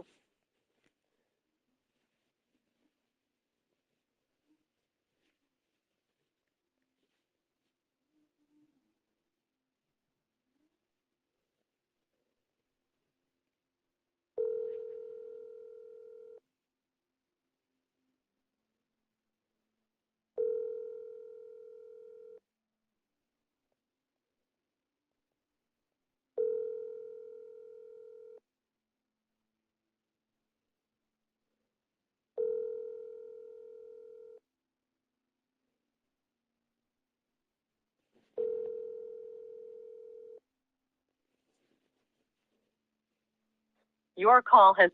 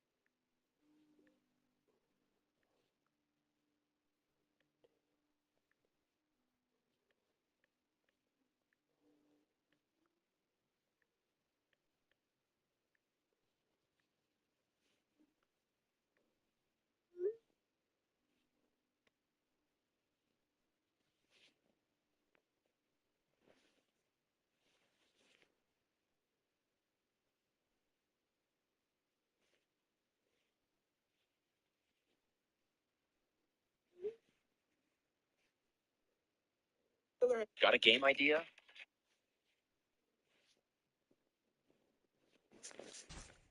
Does it count?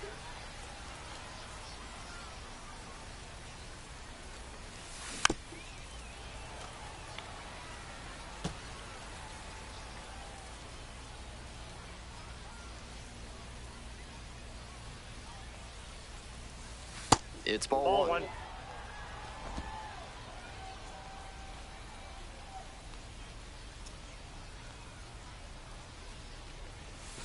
Swing and a miss. Got the strikeout. And the leadoff batter retired in their half of the fifth. Stepping to the plate for Biloxi, Vladimir Restituyo. Grounded out to short the first time up. Liner, base hit. So they get a runner on with a one-out single. The lineup flips over. Digging in for the Shuckers, Fielder.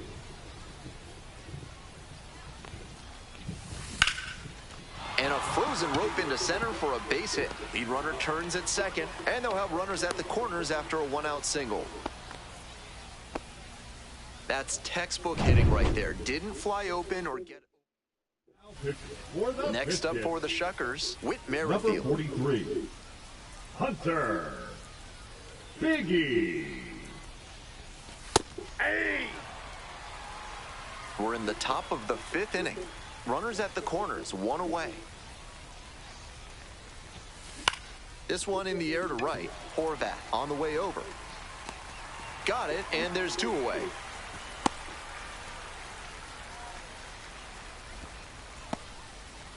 Here's the power-hitting catcher, Damian Miller. 1 for 2.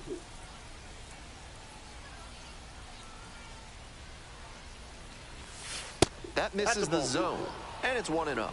If he's gonna try to steal second, I'd expect it early in the count. The deeper into an at-bat you get, the less you want to chance it. In the air to center, pretty deep. And that's that.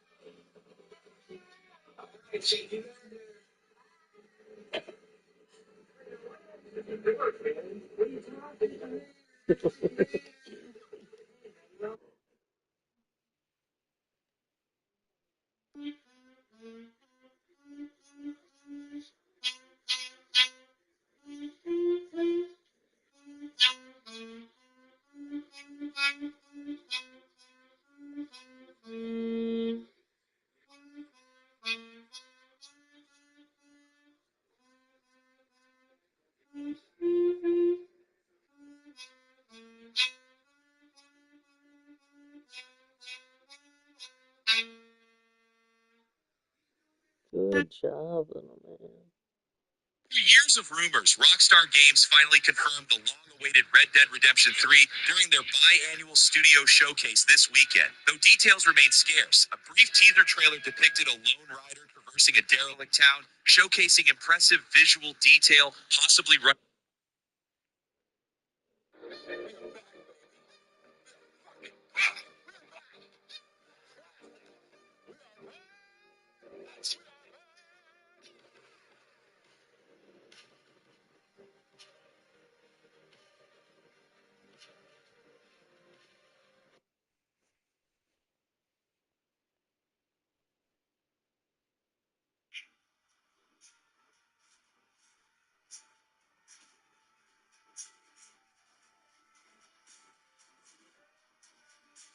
I can't believe I made that.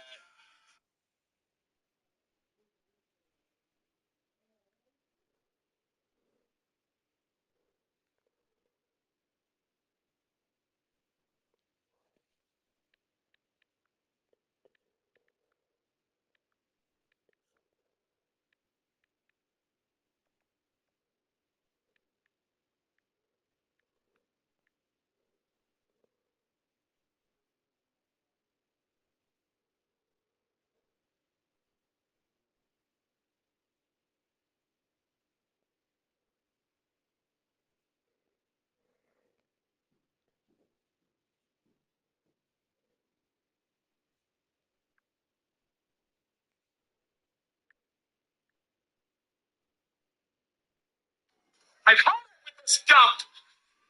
We've got no food, got no jobs. Our pets hate us. Okay, just calm down. What the hell are we doing here, Harry?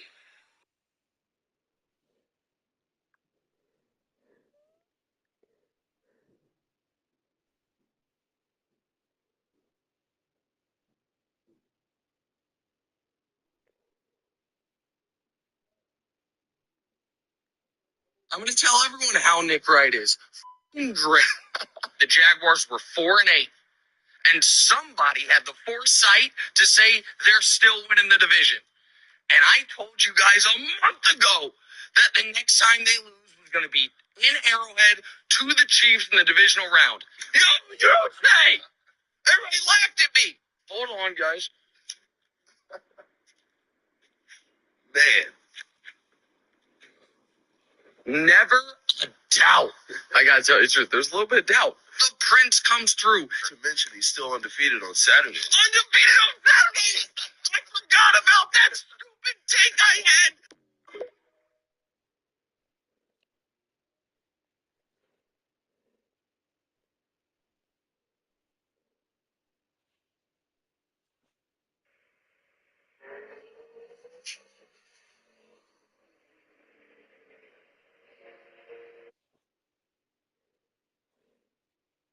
Preston Dillon throws his helmet at Tyler Reddick, saying, "I thought I held my line."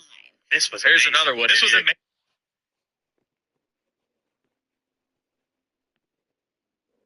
Billy, what do you think? Hey, you up? So you're going with the fortune.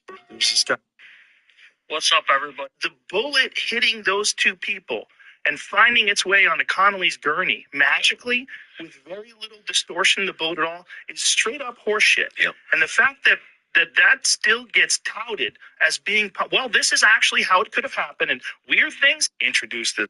My belief, and this changes over time. I think that Lee Harvey Oswald was in on it. I think he was a part of it, but I think there were multiple people that were in on it. That's what I believe. You think there are multiple shooters? Yes. And one of the reasons why I believe that is because of the formation of the single bullet theory. And the single bullet theory was formed because the fact that they had to account for one bullet that hit the underpass, ricocheted off, and put some man in the hospital. And that before that, they did not have an explanation. Lee Harvey Oswald lone assassin stories, if it's plausible.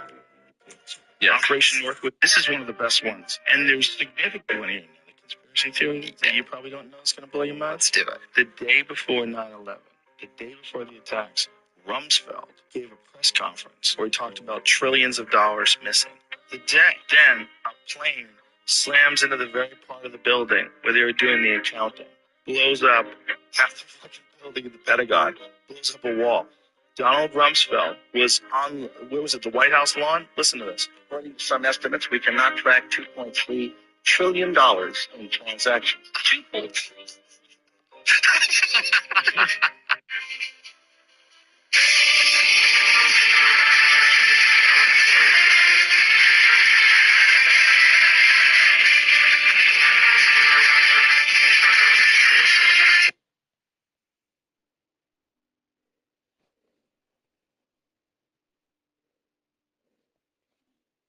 People would not believe that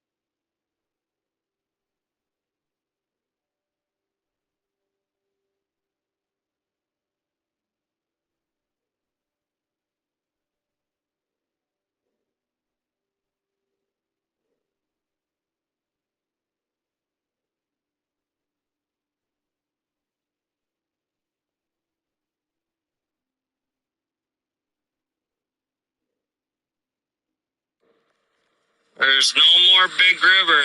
Nothing left of it.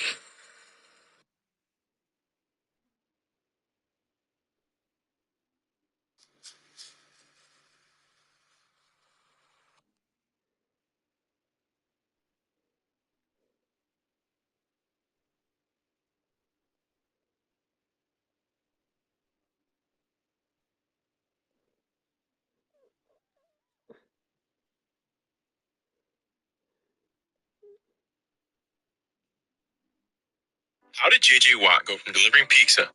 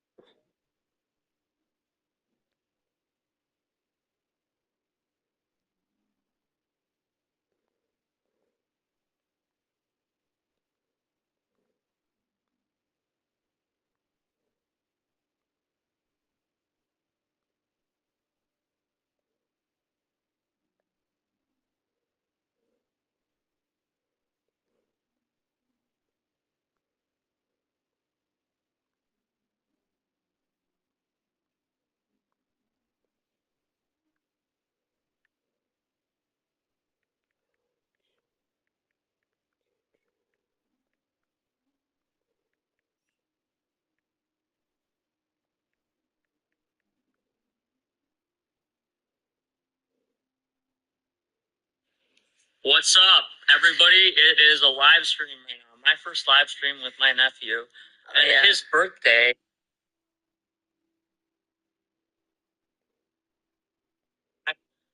What's up, everybody? It is a live stream right now. My first live stream with my nephew. KJ, miss him.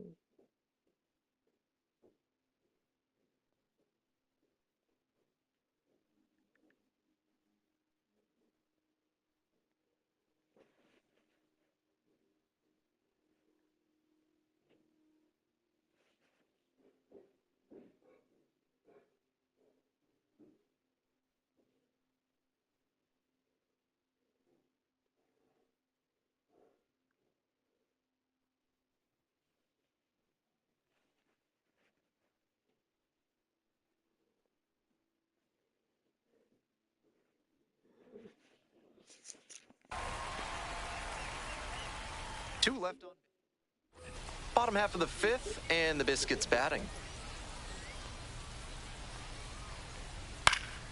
Swing lifted to left field. Martinez.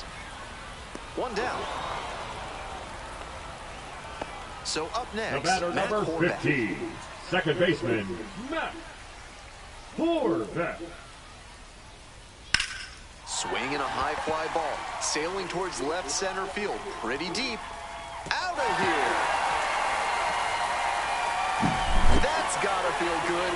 Third home run of the season. It's 3-2. He came up looking for something to drive, found it right away, and put a great swing on it. What you might call ambush tactics. Here's the 0-1 pitch. Swing and a miss, and that's strike two. No ball, 2 strikes.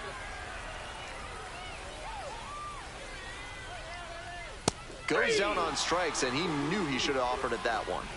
3 straight fastballs, and he gets caught looking at the third one. Pretty quick AB. Digging in for the Biscuits, Jalen Battles.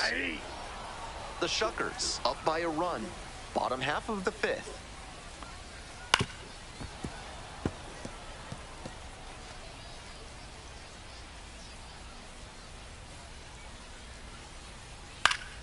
Fights that one away. The count remains 0-2.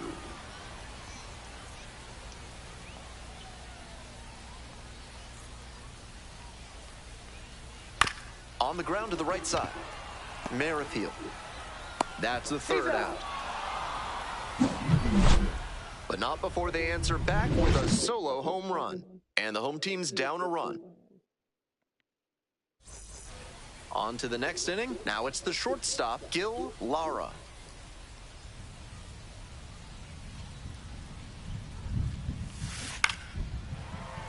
Pop foul out of play off to the right. Big E measures 6'1". He works with a four-seam fastball, a slider, and he works in a two-seamer. The 0-1. This one is labeled. High bounce takes it over the fence for an automatic double. That's a nice swing for the automatic double there. He gets to just amble into second base and wait for his teammate to drive him in. So digging in, J.D. Martinez. Runner at second with nobody out. Defense will need to make some plays to avoid allowing that run.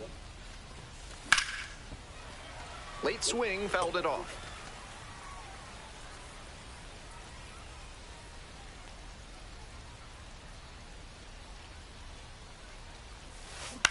Now a flare off the bat. Hauls it in, one away.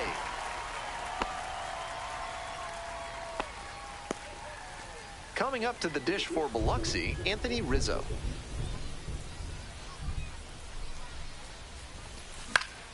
Fouled off, he was late.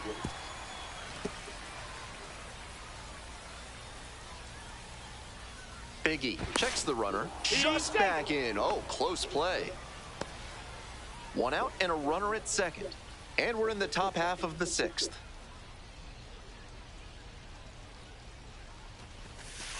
Ball, that's out.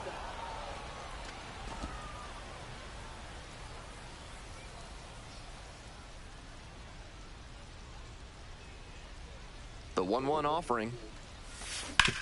Hard ground ball, base hit. Coming around third. Here's the throw. Comes across to score. And they take a 2-run lead. Man at first with one gone. And the next batter, Alex Pinellas. Looking to rebound today, put up an 0 for 4 last night. 0-1.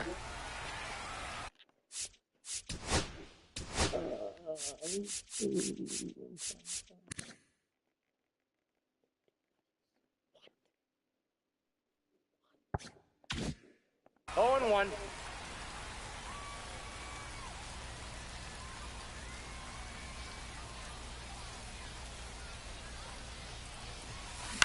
Fly ball out to left field. Baker. 2 away.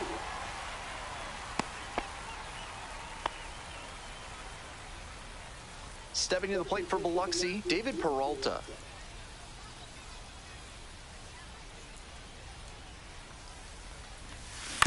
Swing, and this one's bounced on the ground. Seymour takes it to the bag. They limit the damage here.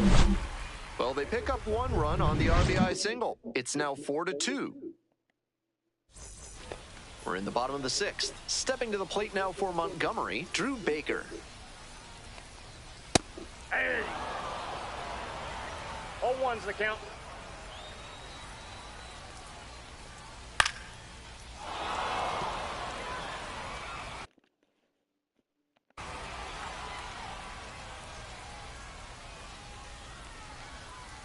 Got the batter looking for the K. 1 out as they get the leadoff hitter here in the 6th. Coming up to the dish for Montgomery, Gregory Barrios. 0-1. That's a frustrating moment. That one didn't look terribly outside, but he's handling it well on the mound. Looper into right field. That gets down for a hit. So 1 on now with 1 away. Around first, hustling for 2. Now around second and digging for 3. The relay throw in there safely. And now the first baseman, Bobby Seymour.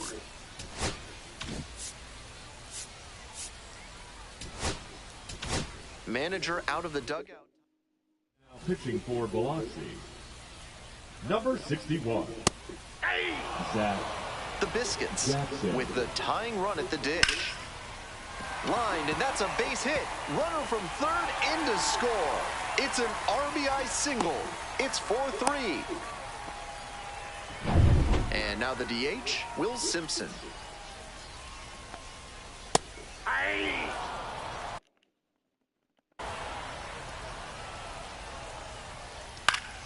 And that one fouled off.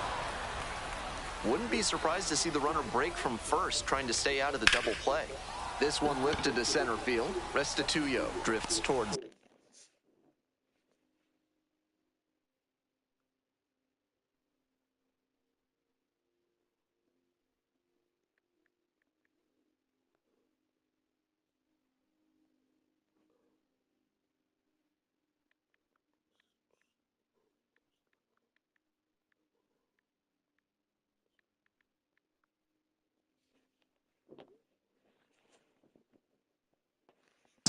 Makes the catch.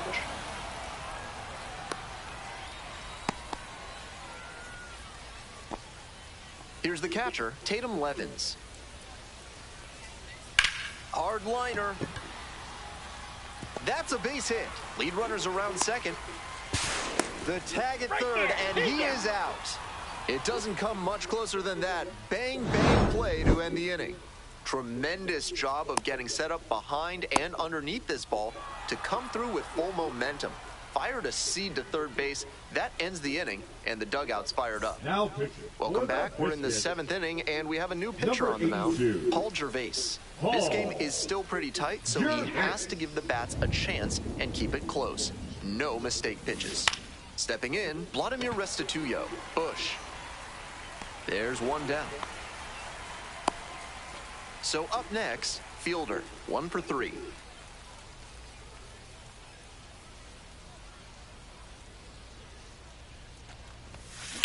On the ground to the left. And now 2 gone. Digging in for the Shuckers, Whit Merrifield.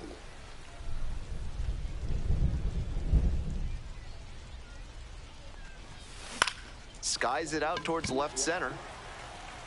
Racing over to make the catch. That's the bottom of the 7th. Leading and now the right fielder, Mason the Allen. right fielder, Mason. Fastball for a strike. It's 0-1. In there for a strike at the top of the zone.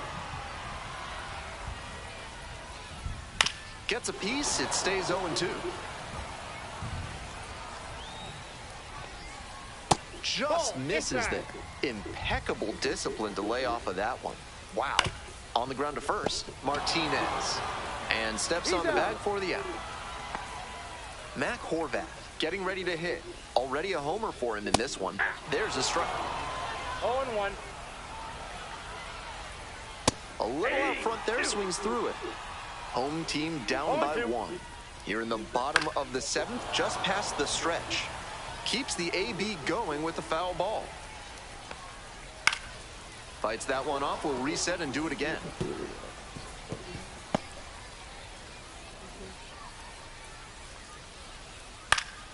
Gets a piece, stays alive.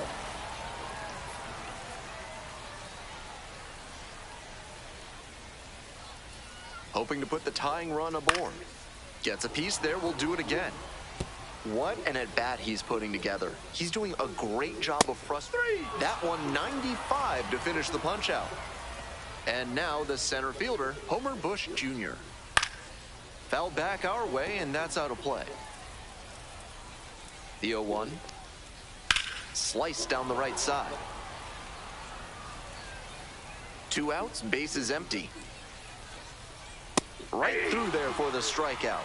3 up and 3 down, inning over. 8th inning. Ready to get the 8th inning going. Coming up to the dish for Biloxi, Damian Miller.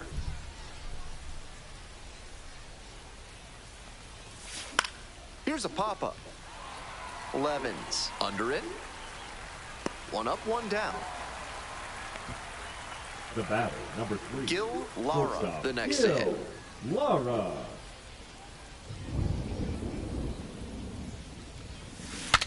Swing, and he breaks his bat. 2 down. Next up for the Shuckers, J.D. Martinez. He's already homered in this ball game. Swing and a miss. Nice changeup. 0-1's the count.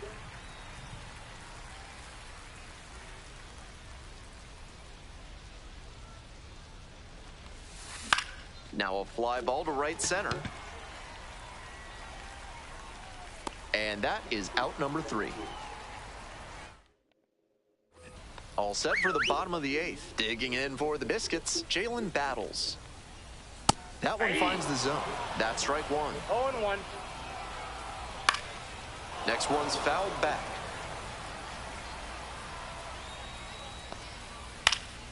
Punches that one away with 2 strikes. Here comes the 0-2 pitch. Got the batter swinging. And that's one away. The leadoff hitter retired in the 8th. Next up for the Biscuits, Drew Baker. 0 for 3. A flyout, a groundout, and a strikeout. The Shuckers trying to hold a 1-run lead here in the bottom half of the 8th. I was certain that was a strike. Not my call, though. Nope, just misses the inner half. Nice job to lay off the fastball inside. He made the right call. 2-2 the count. Swings and misses. It's a strikeout. Couldn't catch up to the heater. Stepping to the plate now for Montgomery, Gregory Barrios. Hey.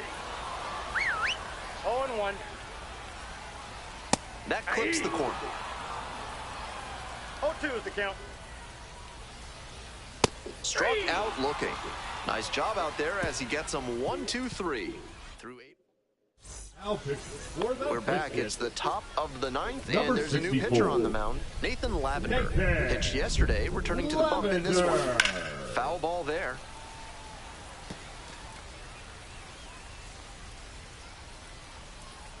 And the 0-1 now. Comes up empty, strike 2. Double-barreled action in the bullpen. Number 83 getting loose out there. Wild warming up as well. On the ground, Horvat. 1 gone. Great job knowing how much time he had left on that play. Took an extra step, lined himself up, and made a good, strong throw for the out. Pinellas, the batter now, whiffs for strike 1. 0-1's the count.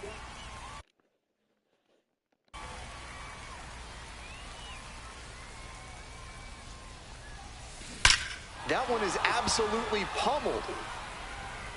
It one-hops off the wall. Could be trouble. Into second with a double, and they've got something brewing now. Really strong, loud contact on that swing. It didn't have enough to leave the ballpark, but it's still a very nice double. Next to hit, David Peralta. Hit on the ground to the right side. Takes it to first for the out.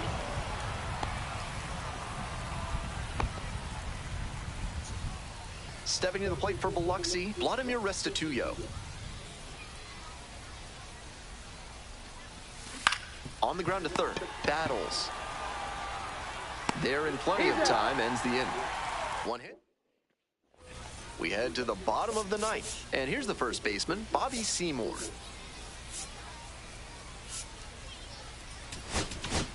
Now pitching for So the closer summoned from the bullpen, Number Seaver 33. Sheets. Save opportunity Seaver right here. Sheets. That one into triple digits. Big time velocity out of the bullpen. Pretty common these days.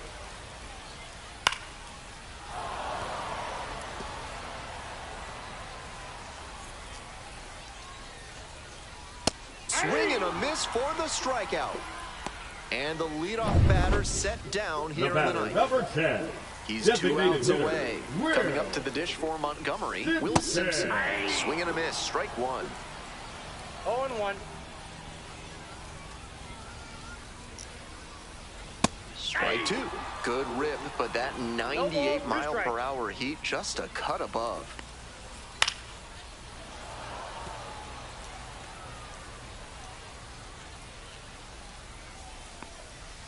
Struck out swinging. Only 1 out remaining. And this is the kind of work the manager was hoping for, calling him out of the bullpen to start this inning. Those 2 straight Ks really build confidence for the whole team that they can hold this lead. Lemons in the box now takes strike 1. Some serious velocity coming out of the pen, clearly. Sheets is just 1 strike away. Swing and a miss. And that's the ball game. The Shuckers hold on to win a tight one as this one ends as a 1-run ball game. Final score here, 4-3 for our whole out.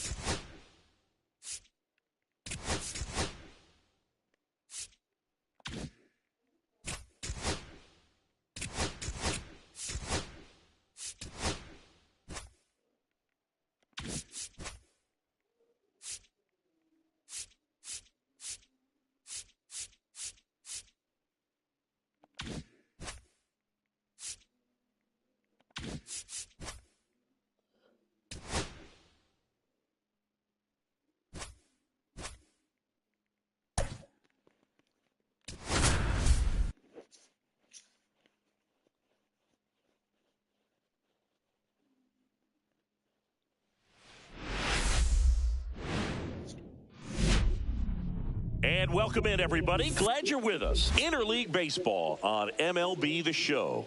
It's the Baltimore Orioles and the Milwaukee Brewers.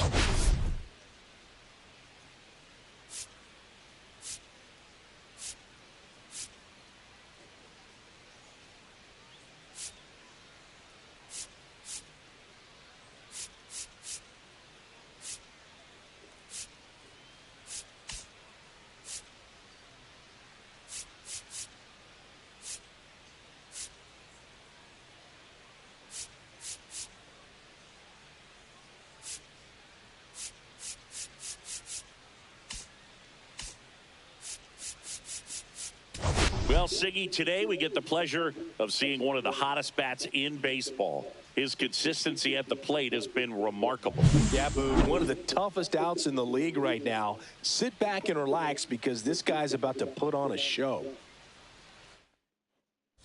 First pitch coming your way next.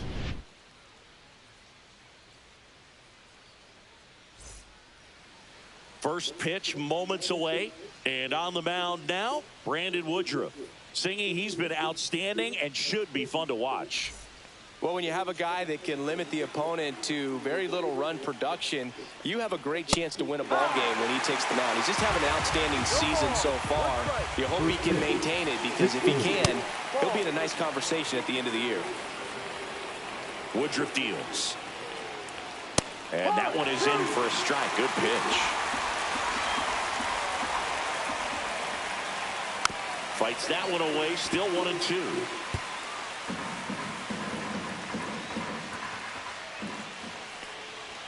And a swing and a miss. And one away. Not the best location with the fastball on strike 3, but when you're pumping high 90s, you'll get away with some of those. More margin for error. You know, the fastball has become such a huge strikeout pitch in the sport. And I think a lot of it has to do with all the attention and emphasis on improved spin rates. These fastballs are just exploding out of the pitcher's hands and jumping through the zone. Jordan Westburg in the box now. No balls and a strike. And strike 2. Just not able to catch up to that velocity.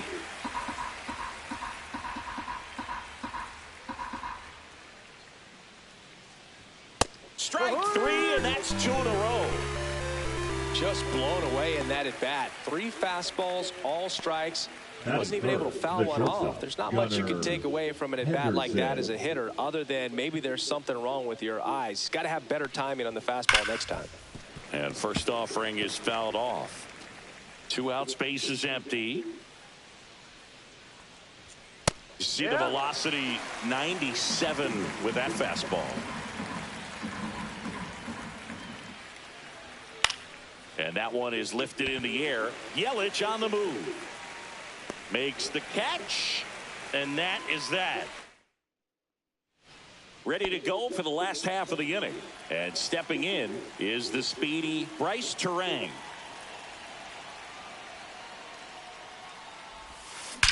Swing and a ball lifted left field. O'Neill calls it in, and there's one away. Let's take a look at the Brewers lineup. Someone who makes things happen for them in part with his legs. Jackson Chourio. Boogie's hitting better than .320 on the season, which is pretty special, being in the age of launch angle, lots of strikeouts, and the shift. Yeah, hitters hate the shift. He's having lots of good contact, and he's having luck finding space out there on the field. He is an engine for this offense.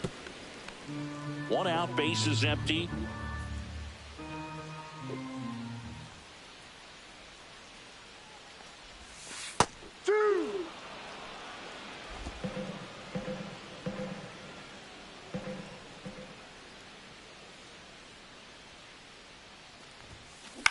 Swing and a ball popped in the air. That gets down for a hit. So they get a man aboard with a 1-out single. Look, I don't think that pitch would have been called a strike, but he did such a nice job of pulling his hands tight to the body and just getting enough of the barrel on it to be hard enough back up the middle for a knock. Base hit center field. And they'll have runners at the corners after a 1-out single. 2 on, 1 out. And the batter now is Rhys Hoskins. 4th on the National League home run leaderboard. Check swing called strike. 0-1. The last thing he wants is to hit the ball on the ground, but I wouldn't expect many pitches up in the zone. They'll be pitching for a double play in this spot. Misses the zone, and he gets him to chase. Big pitch right here. He's going to try to make a pitch that's going to produce a strikeout or a ground ball double play. That one's upstairs, ball 1. Iglesias at third. Yelich at first. One gone. Puts a bunt down. Mateo there for the out. Runner scores from third. Up now for Milwaukee, William Contreras. Homered in the ball game yesterday afternoon. First offering misses badly for ball 1.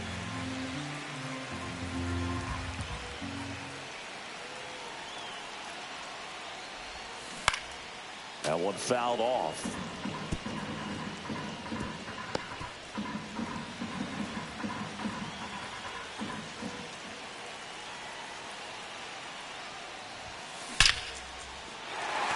And a rope into center field, base hit. The run comes in from second. It's an RBI single. It's 2-0. And that knock bumps his hitting streak into double digits, Chris. He's hit 10 straight. Yeah, and on a nice trajectory, average going up, OBP, everything he's doing at the plate right now just seems to be working. Jackson Chourio, the batter now, as he swings and misses for strike 1. Swings through that. 0-2.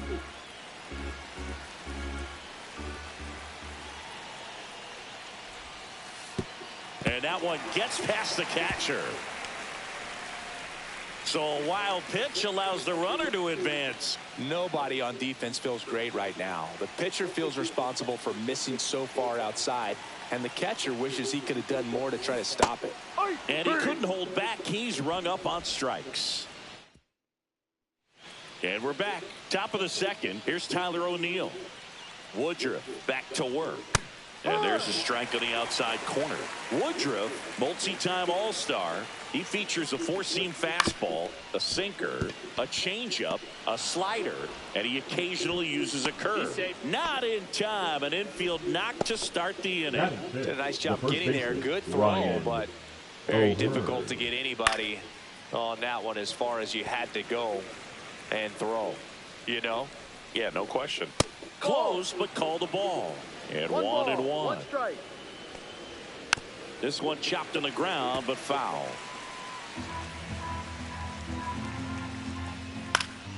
Foul ball still, a 1-2 count. Runner at first with no outs here. On the ground, a second, might be 2. There's 1. On to Hoskins. Double play. Oh, man, what a smooth double play. That was a thing of beauty from start to finish.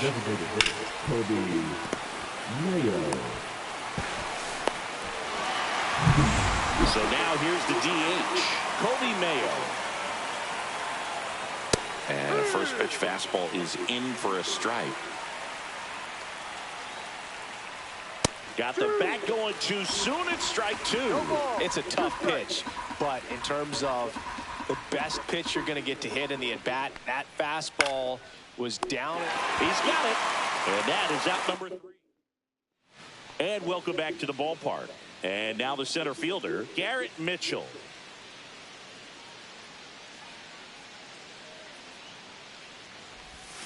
That's way outside, and it's 1-0.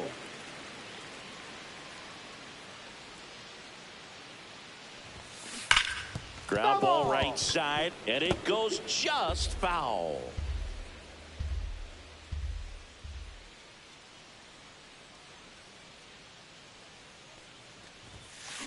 That's to third. Throws across the diamond. That's 1 out, the bottom of the second. Batting eighth, the third baseman, Joseph Ortiz, up now for the Brewers. Really strong hitting performance recently. Can make it a 5-game hitting streak with a knock in this one. Line drive, base hit. So a man aboard now with 1 away. The first move felt like a bit of a guess. You have to be right in those spots or things can get away from you awfully quickly. Now it's the shortstop, Sal Frelick. Way high with that one. And that's ball 1.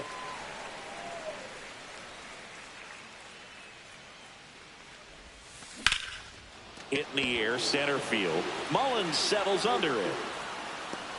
And he makes the catch. 2 away now. So the batting order turns over. Here's the second baseman, Bryce Terang. He's 0 for 1.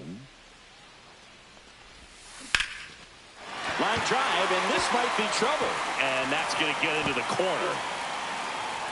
Coming home. The relay. Head first slide, safe at the plate.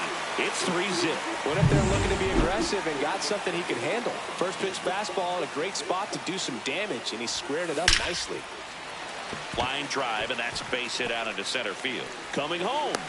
He will score, and it's an RBI single, and they lead by 4. Right there, does a great job of staying in the big part of the field. Man, there are a lot of hits there.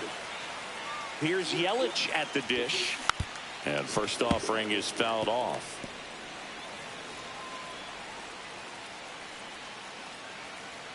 Two outs. Pitch misses, and now it's even 1-1. No, he's really working him away this at bat. Sometimes take a little bit off velocity. Try to get a rollover, something on the ground. Stay away from that big hole on the right side of the infield. Hard grounder into the outfield for a knock. Lead runner to second with 2 gone. And it's Rhys Hoskins up to the dish.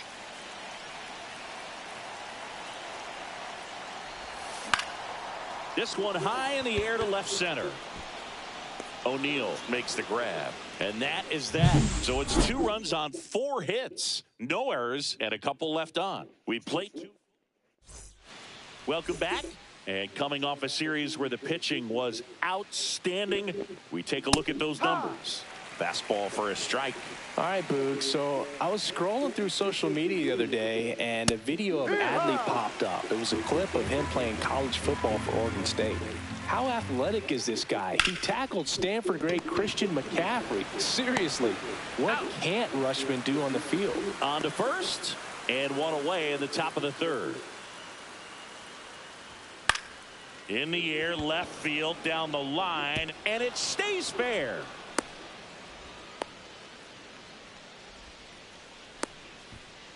Jorge Mateo now. Top of the zone for a strike. And it's 0-1.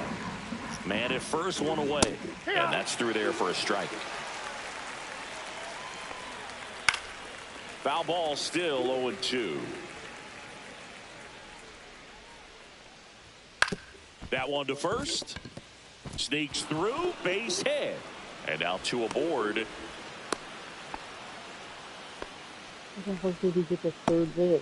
So back to the top of the Orioles lineup. And next for the Orioles, Cedric Mullins. Woodruff ready to fire now. Grounded to third. Could be 2. Tosses to first. Now 2 away as they get a run across. And into the box for Baltimore, Jordan Westburg. Yeah, that's fouled off.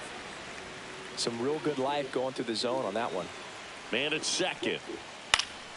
And a foul ball. The 0-2. And down on strikes he goes. And he's registered. Back here in Milwaukee, set for the bottom of the 3rd. And now William Contreras. And the first pitch is drilled in the air out to center. Mullins makes the grab, 1 away. Jackson Chorio up now for the Brewers. 0 for 1. He struck out swinging last time. Liner, base hit.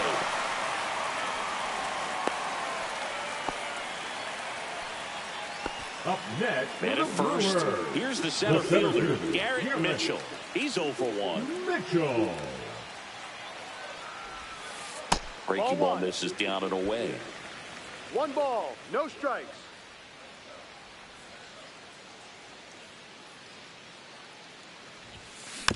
He swings and fouls one off. This is one of those situations defensively where you can't try to do too much. You got to make sure that you field the ball cleanly and get 1 out first. It's going to be tough to get 2 with this kind of speed in the batter's box.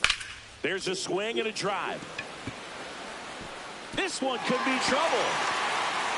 coming home. He'll score easily. Puts a run on the board and picks up an RBI. Anytime you rip a line drive the other way, you feel really good about what you did at the plate. You trusted your hands, you let the ball travel, and you took the barrel straight to it. That's great work right there. Over to first. Great Got him. That's an out.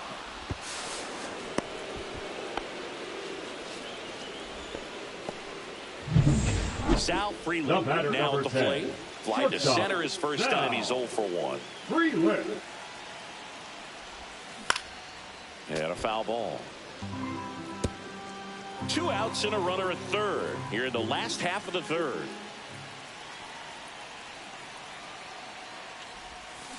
To the right side. On to O'Hearn. Inning over, and it could have been worse. Brewers pick up a run on this RBI double. It's now a 5-1 ball game. You're dialed into the show.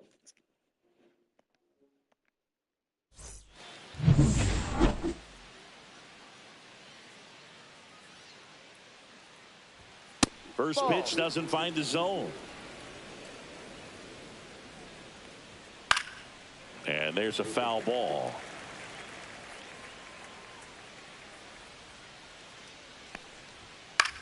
That one out to right. Chorio hauls it in for the out. Now the left fielder, Tyler O'Neill. Foul ball. The Orioles down by 4. Top half of inning number 4.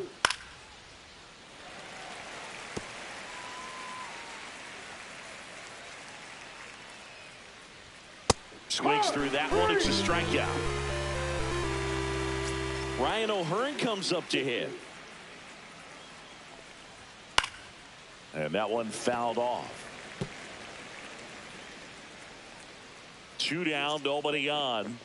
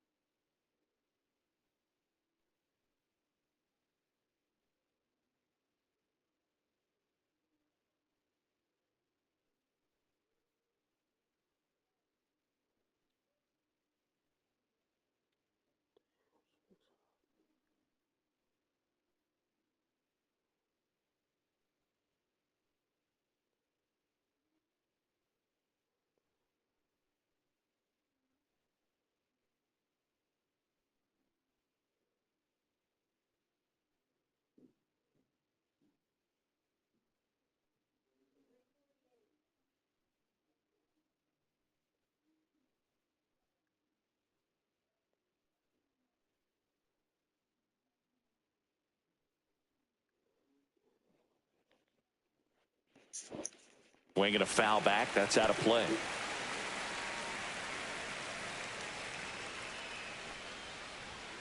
Spoils a 2-strike pitch, and he'll see another.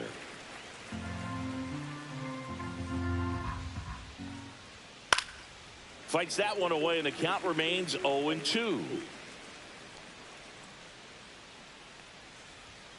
Fouls it back with 2 strikes.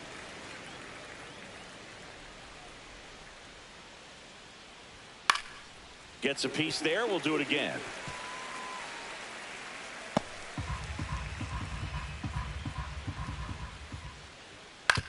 Ground ball to the right side. He takes it himself to the bag, and that'll do it. So they make back here at American Family Field. John Sciambi and Chris Singleton with you. And leading off the bottom of the 4th, Bryce Terang. Ground ball up the middle. On the run, sends it over to first. On the money, nice play. Jose Iglesias up now for the Brewers.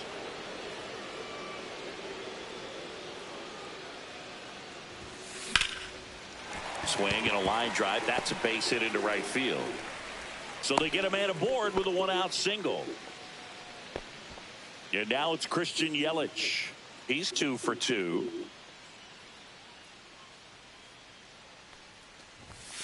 Started to swing, held up. 1-0.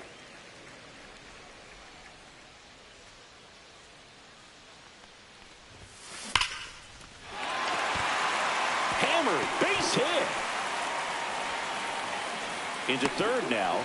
So runners at the corners and one out. Well, that'll make you feel good as a hitter right there. Fastball pretty much. Charlie Moore. Yeah, is it done?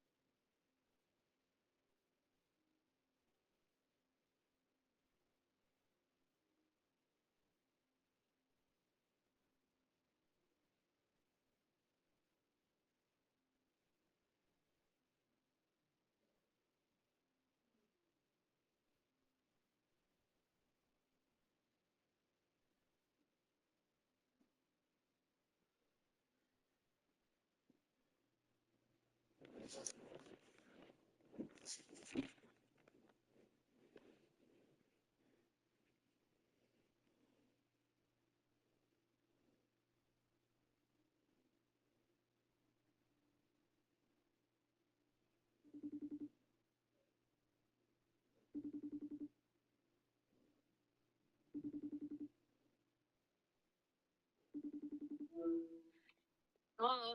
Can I talk to Cassie? Right here. Hello. Hey, Cass. Hey, bud. What's up? I don't know. I was smiling because KJ was playing soccer. He probably got a goal. He what? He probably got a goal. I don't think they got any goals today. KJ's a little shit. I'm just kidding. I love him. It's just What are you up to? I just got done eating dinner, some pizza. I should know by tomorrow when I'm moving. It's good. Yeah, are you guys at Hunter's? Yeah. We're leaving though soon. Okay. Where's Josh at? Josh is at home. He had to go work on his grandpa's boat. Oh, I see. Yeah. Yep. Tuesday. Can you put the phone back on Mom?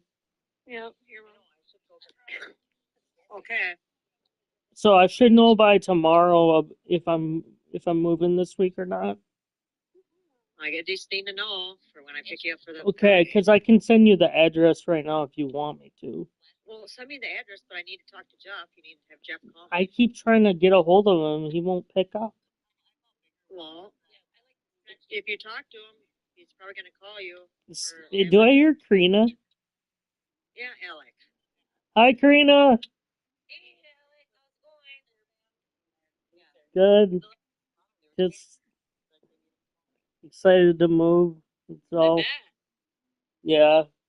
Are you gonna go? Are you gonna go to Grandma's brother's celebration of life? Yeah, I'll pick you up on Sunday and bring you home on Sunday. Sunday morning, I'll pick you up. Not staying for the weekend. I'm just saying. Yeah, I know. I was just saying, like, we could probably just go to that or something. Yes, you would be able to go to that, but you gotta make sure you behave so you stay in this place. Just Yeah, saying. I know. I'm not gonna screw it up. Yep. I can't believe KJ was playing soccer today. It's just like it's his last game. Huh? He is a goalie. I already told you that. I know, but it's so cool that he's playing soccer. I've never played soccer in my life. That's what he wanted to do. So Is he pretty good at it? yeah. That's good. Yeah. Sure. What's up, bud? Hey, I'm moving to Holman. Oh, you're moving to Holman? Yeah, Oh, that's exciting. yeah, Are you gonna live with anyone? probably. Most Yeah, likely. you gotta be good though, especially since they're moving you closer to home. You know, because then it'd be easier for us to see you and stuff. It's easier for Mom too, because Yeah, then she doesn't have to drive an hour and a half. that's true. Yeah.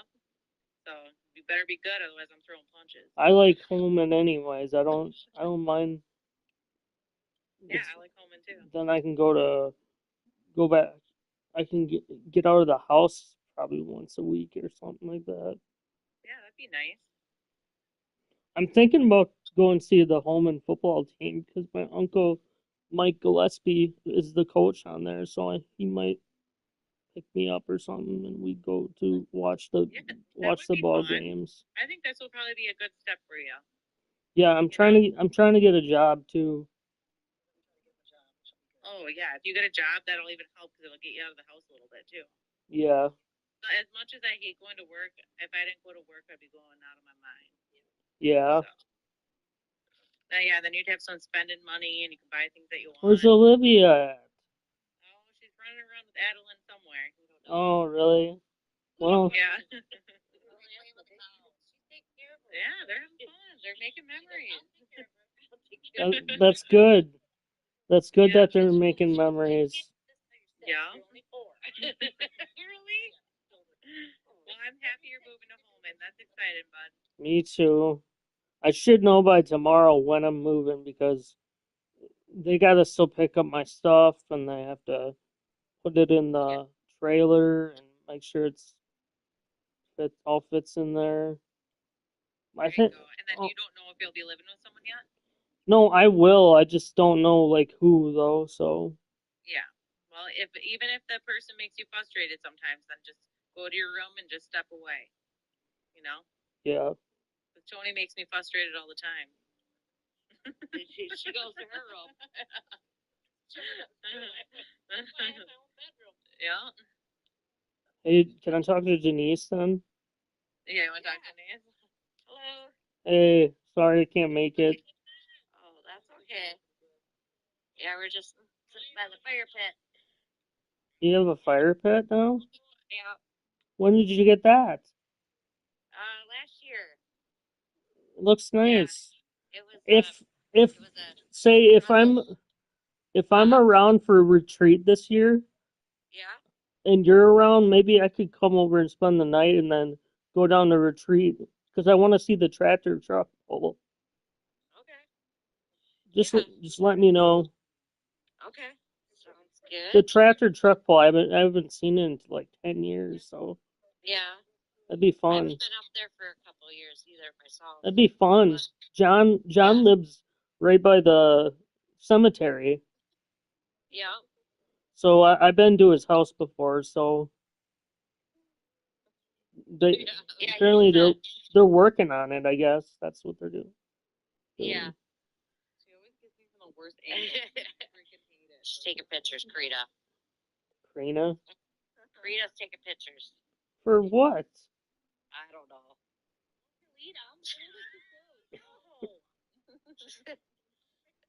She's taking pictures of all of us. So Rob is taking me to a Red Sox game again, Brewers and Red Sox next Tuesday for Memorial Day weekend. Yeah, I wish it was the Yankees, but honestly, we already played them, so Yeah. and they beat us. They beat the shit out of us like a lot. How's Caden's doing? Good. She's I think her and Hunter and Riley and her friend Matt are in the house. I don't know what they're doing. Probably playing, I don't know, video games or I don't know what they're doing. Well, I'm just glad to see that she's doing good. Yeah. Remember that family thing we went to in Whitewater? That was fun. Yeah, it was. Just wish we could do. Maybe we could do it this fall again or something. I don't know. Yeah. It was fun going to see my like UWL play against Whitewater. Yeah, I think. Did they play this year at home? EWL in Whitewater? I think I don't know. I'm not sure. I'd have to look at the schedule. Well, it was good talking with you. Yeah. Tell Eric I said hi. I will do that. Yeah. It's kind of warm out here. My birthday's in a couple months. Yep. Not very long. Not very long. Hunter's is in November's. That's all I remember. So. Yeah. November 18th, I think. Yep. Yeah.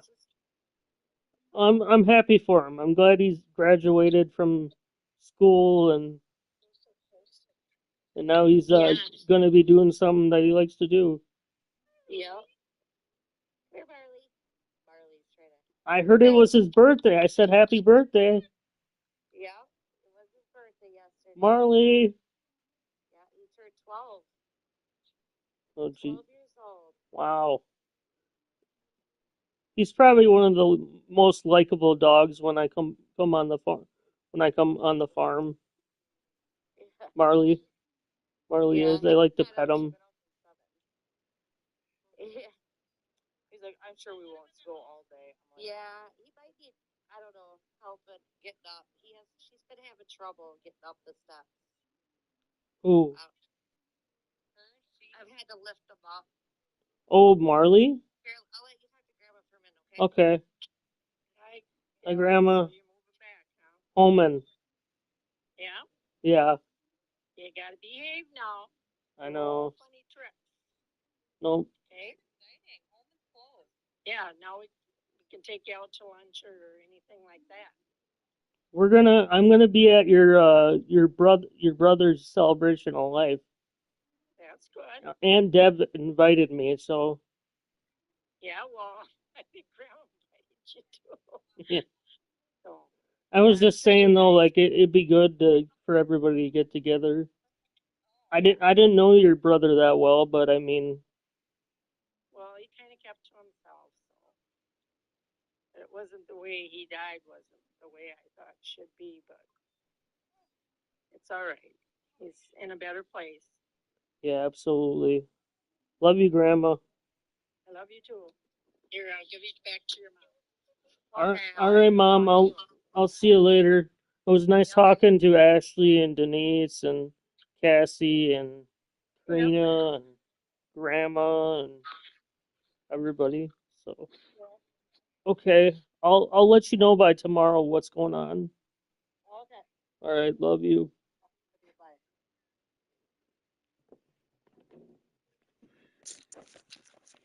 Into the game. Well, they didn't get much Number length out of their 50. starter in this one, so they've got a lot of outs to eat up in that bullpen. I think they'll look for some length out of him right here if they can get it. Reese Hoskins to the plate. Popped up. And there are two down. That was a good pitch to hit right down the heart of the plate. Had pretty good timing on it. Just got underneath it a little bit and popped.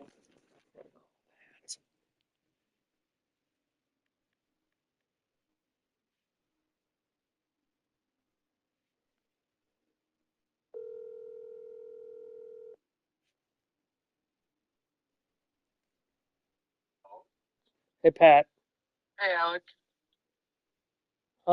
how's the Brewers doing? They won 5-2. About time.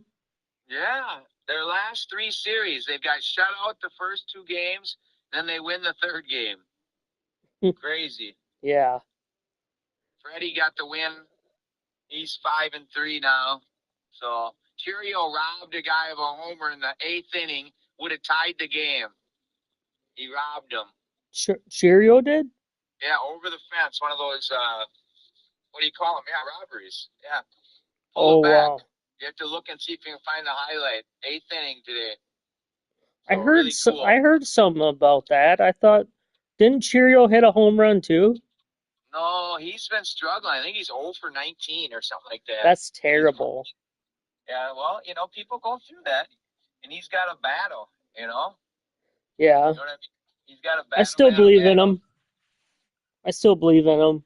I think he Oh, can. yeah, me too. I think he can snap out of it.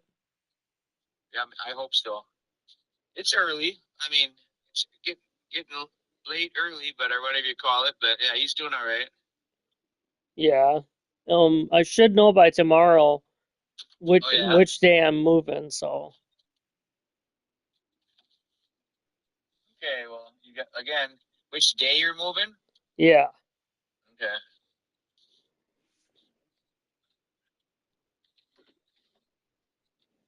I'm Yeah. sorry. I'm just parking my car. I'm getting some gas. Where are you at right now? Quick trip. In I'm Stoddard? in lacrosse. Yeah, I'm in lacrosse. Oh, okay. I better take my phone with in case I lose you.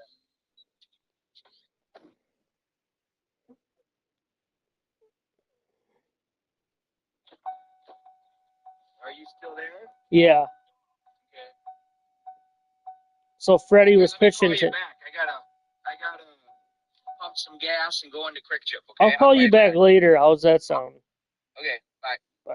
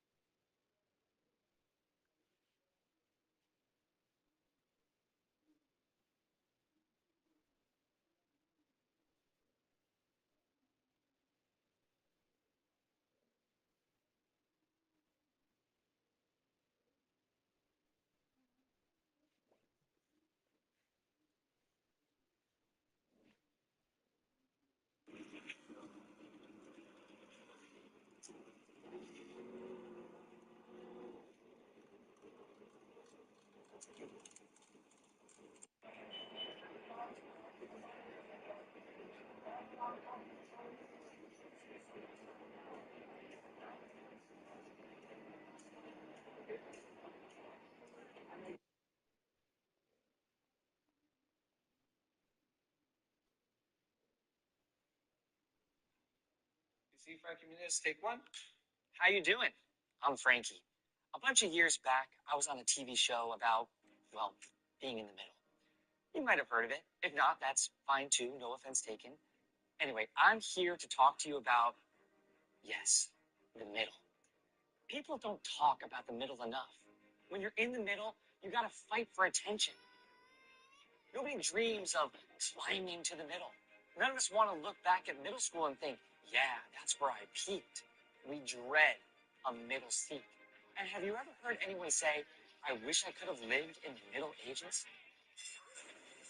But today is a little different. Today we're here because of one place where the middle has been celebrated for 150 years. It's the Preakness Stakes, the middle jewel of the Triple Crown. The greatest horses in history have come here carrying massive.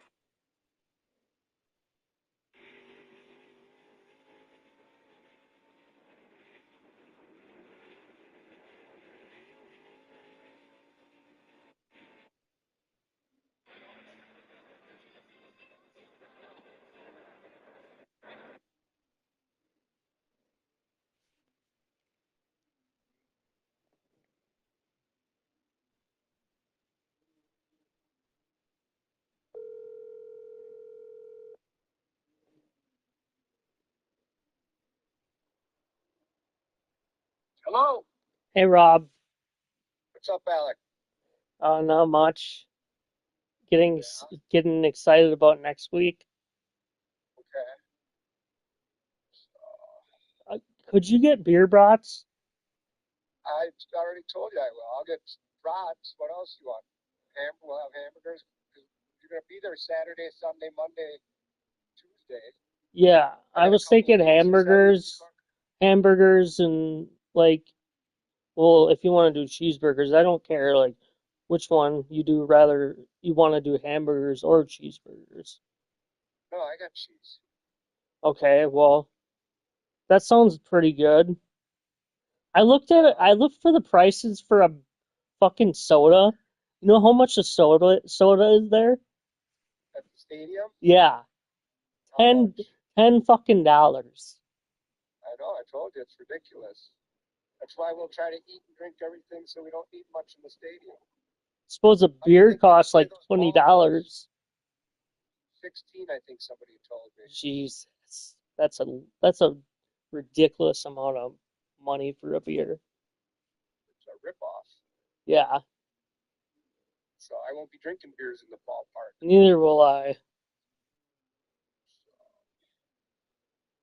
What else is going on? I had my ringer. I went to that funeral and I forgot to turn my ringer on. I see you called me a few times yesterday.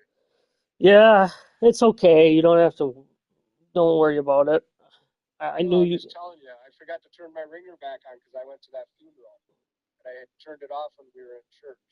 So my phone wouldn't go off. It's a good idea.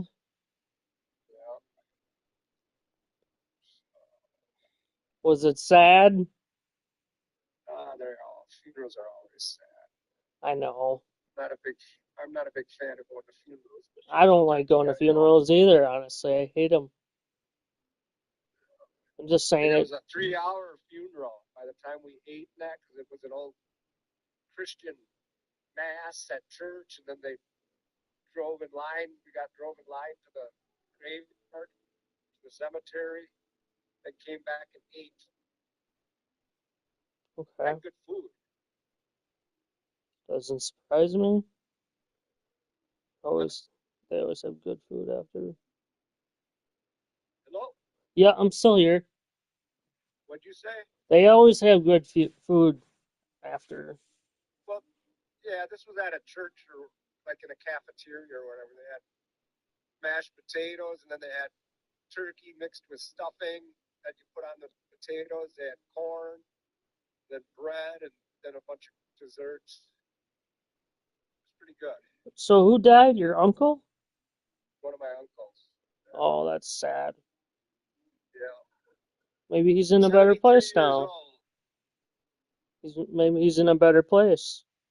Yeah, probably. Yeah. Usually, I just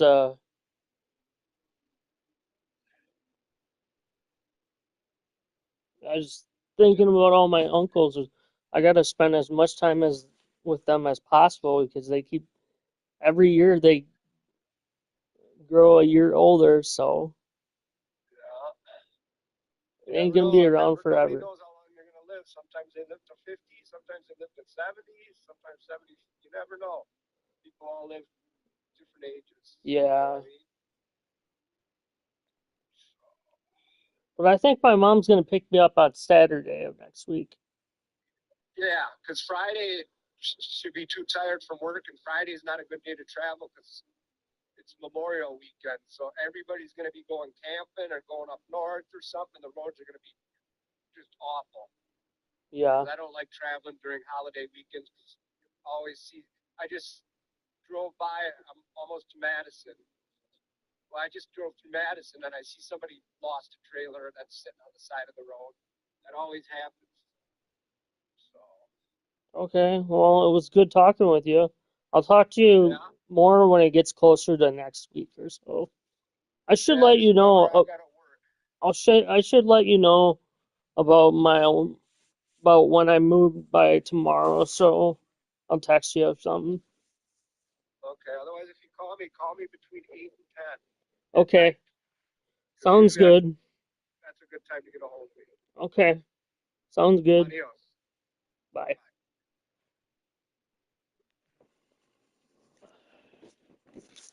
Popped it up. And a dangerous hitter coming to the plate. Contreras, the next to hit. This one popped up. Foul ground first base side. O'Hearn makes the play, and that is the inning. And we're back. And now the DH, Kobe Mayo. Woodruff back to work. That one finds the zone. 0-1. Mayo, 23 years old. He's usually a third baseman, but today he's the designated hitter. He goes down looking. Well, I think that's a case of overthinking right there. He got 3 straight fastballs looking in the 0-2 count just to pour it back. And first offering is fouled off. Base is empty, 1 away, and we're at the top of the 5th. Lifted in the air, out to left. Yelich should have it. Hauls it.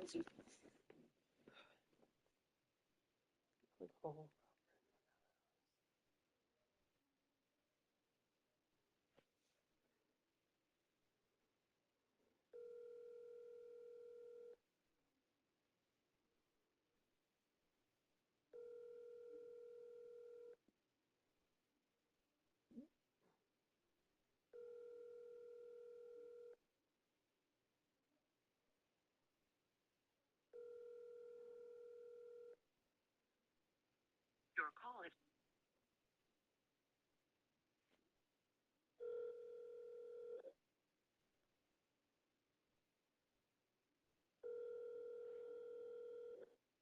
Phillips Care Company. Hey, Diva, is Robert around? Hold on one I second. tried calling him on his cell phone. He didn't answer. All right, let me go see if he's there. Give me 1 minute. All right.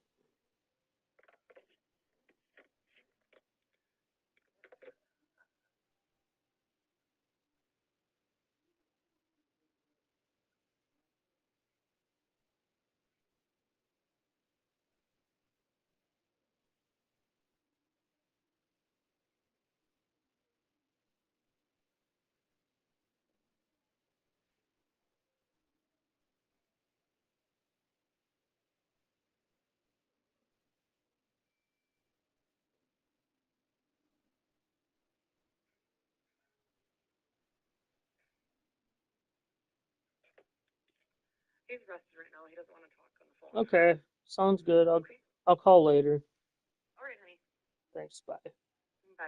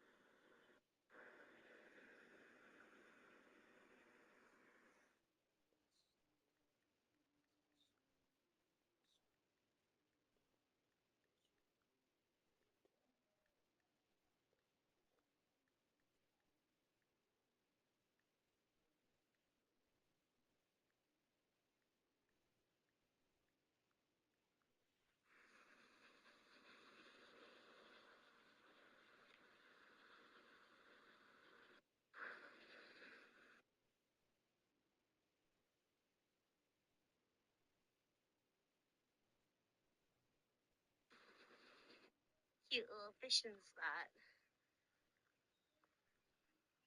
in the pool. Did you pick me flowers?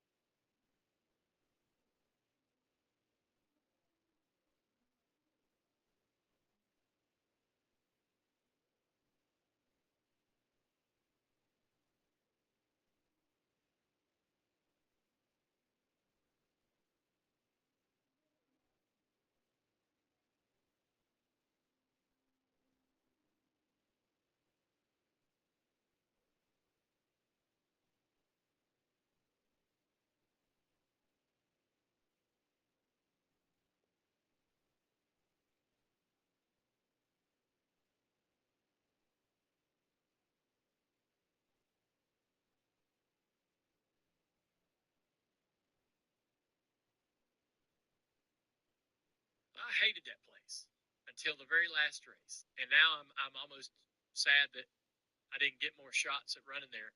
It was hard, and that it just made me have a hard time appreciating the track because of how brutal it could be. Went there as a rookie in the Cup Series and literally ran dead last the whole day, busting my ass, not knowing what in the hell was what I needed to be doing different. But I ran in the freaking back. In 01, wrecked there, embarrassed the hell out of me. Dad was killed at Daytona, and then I go there and wreck in a very similar looking accident. I was so embarrassed. I just wanted to be under the radar that day and just race my race. And then I couldn't have been more in front of the freaking spotlight because of all that, and that sucked. And it was just a racetrack that I just didn't appreciate. Oh, I forgot. I got wrecked by Kurt Busch off of turn 2, and then went out there and chased him around in the John Deere car. And Tony Sr.'s like, "Stop with him, damn it." I was like, "I don't hear you. I can't hear. Your radio's messed up." He's like, "Don't tell me that." He was so pissed off at me. I was like, damn, I thought Tony Sr. would be glad that I was messing with Kurt. I just had a lot of rough days there. And then the last race, I ran 5th, and I had a good car, and I felt like I'd figured it out. And I was like, man, that was pretty fun. What's your favorite team? Packers. Good answer. Go Pack, go, the Packers are the best. Packers. Da da da da da da da. Go Pack, go. What's your favorite team? Packers. Good answer. Go Pack, go, the Packers are the best. Pack. How do you feel like your leadership has grown? QB1, man. Come on, man. The best QB in the league right now. So, John Lenny. Now tell him stop trying me, though. You know what I mean? Appreciate that, John. How do you feel like your leadership has grown? QB1, man. Come on, man. Draft day, are you like doing the math like, please God, somebody pick me before Washington? Well, Washington would have picked Campbell, I think, anyway. So, Think so? I suppose they liked him more than they liked me. I was honestly thinking when the Raiders trade up at 23, I was like, Here we go. maybe take somebody else. Draft day, are you like doing the math like, please? Did you touch my drum set? Nope. It's just weird because it seems like someone definitely touched my drum set. Yeah, that is weird. Because I didn't touch him. Hey! Did you touch my drum set? Hey, knock it off. I know you touched my drumstick. Because the left one has a chip in it. Fucking crazy, man. You sound insane. Do you realize that? You should be medicated. Fuck you, Brennan. I know you touched my drum set, and I want to hear that dirty little mouth admit it. Get out of my face, or I'm gonna roundhouse your ass. You swear on your mom's life that you didn't touch it then. I don't have to swear to shit. Yeah, it's because you fucking touched my drum set. Because I know house doesn't start till 4. Imagine God is smiling. In Daytona this year, Richard came to me before the start of the season and came up with an idea that really makes a lot of sense and is something that we're going to incorporate into our cars moving forward. So not only will the 43 have the shadowing around it, like it did for so many decades, the 42 will also have Lee Petty's red shadowing around it. 1999, Front Row Joe won his very first NASCAR Cup Series race in it, and we certainly hope that very soon John Hunter Nemechek will get his own win in the 42 car. This will be the new look for the 84 car, and very excited to have a small piece of my past applied to the present, and will continue on into the future. Toy Story, you're the announcer? I am on the Pizza Planet, like, T-minus 29, 28, getting ready for launch. Next shuttle liftoff scheduled for T-minus 30 minutes and counting. Just little incidental things throughout the movie. And we've done it on all the other ones, Toy Story and Bug's Life and stuff like that. You are clear to enter. Welcome to Pizza Planet. Toy Story, you're the announcer? Golden Herta has been released from the IndyCar medical unit. First and foremost, are you okay? Yeah, I'm fine. Luckily nowadays.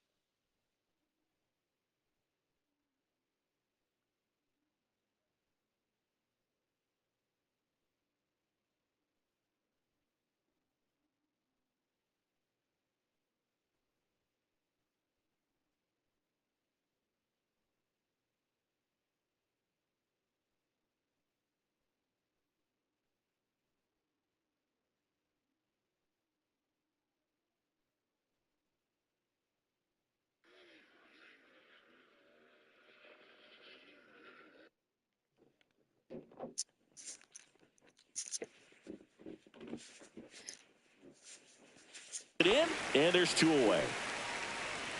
Now it's the right fielder, Heston Kjerstad. Close one, doesn't get the call. 1-0. No strike. Fastball for a strike. Not sure if he could be in more of a groove. Looks really relaxed. He's retired 7 straight. This guy's feeling it right now. Fires over to Hoskins, and that is the inning. And welcome back to the ballpark. We head to the bottom of the 5th, and now the right fielder, Jackson Chourio.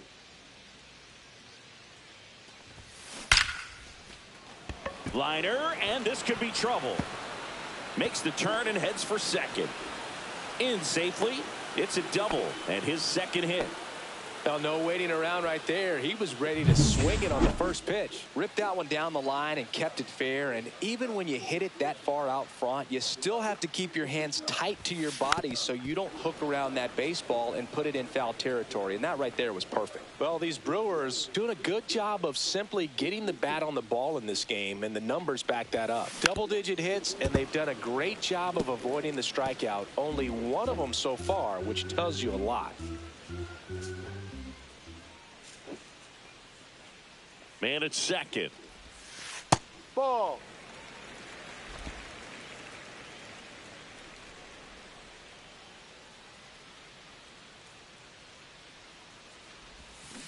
Gets a piece and stays alive.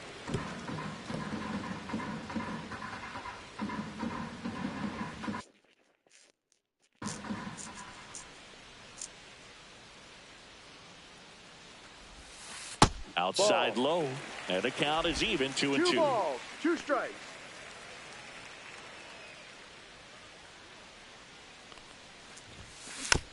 Little bouncer.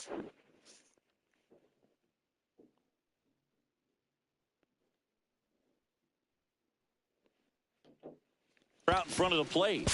On to O'Hearn. And that's the first out in the bottom of the 5th. That's a good piece of hitting right there. It's early, but you still want to move the runner up and give your team a chance to score. That's exactly what happened, so you better believe your teammates are happy with you after that at bat. Ortiz, the next to hit, takes ball 1.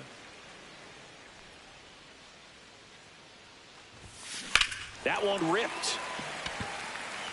And this one looks like trouble.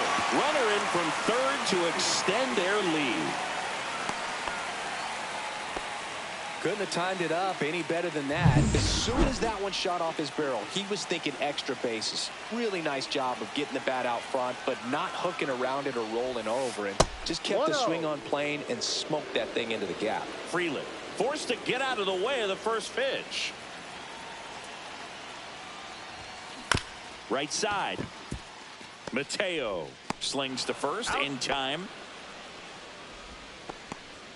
This is Bryce Terang.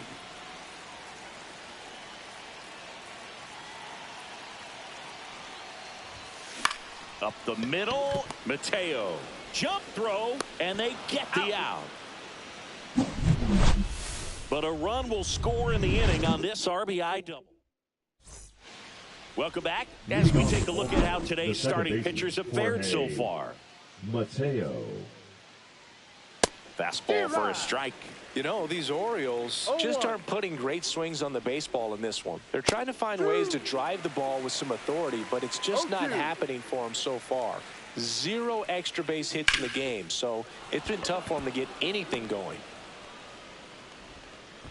I'd say a mistake pitch in an 0-2 count. Too good of a pitch to hit right there. You have to expand the zone. Keep that leadoff man off first base. Swing and a ball lifted in the air. Puts it away for the out.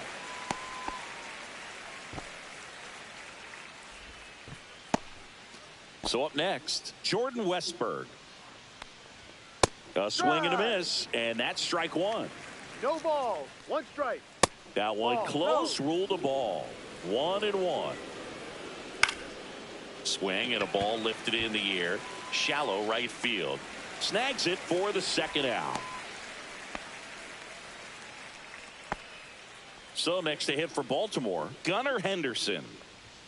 Upstairs, ball 1. Well, if he's going to steal second, You want him to go early in the count. That way he's not a distraction to the hitter at the plate. Go ahead and get it out of the way so the hitter can focus on the pitch.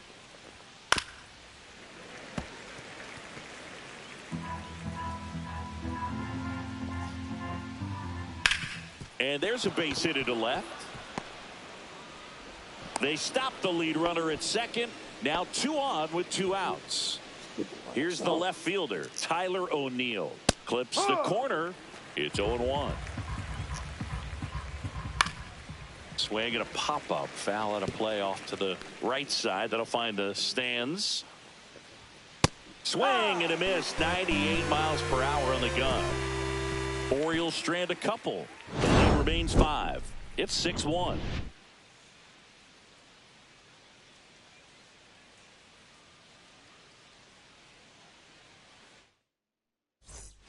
Back here in Milwaukee, now the number 2 hitter, Jose Iglesias.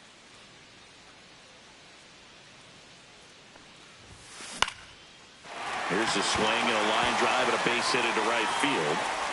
Man aboard on the leadoff single.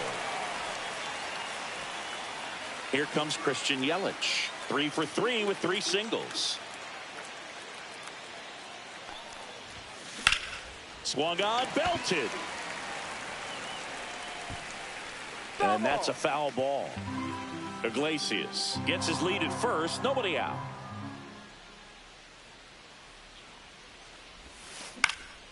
That's towards center. Mullins settles under it.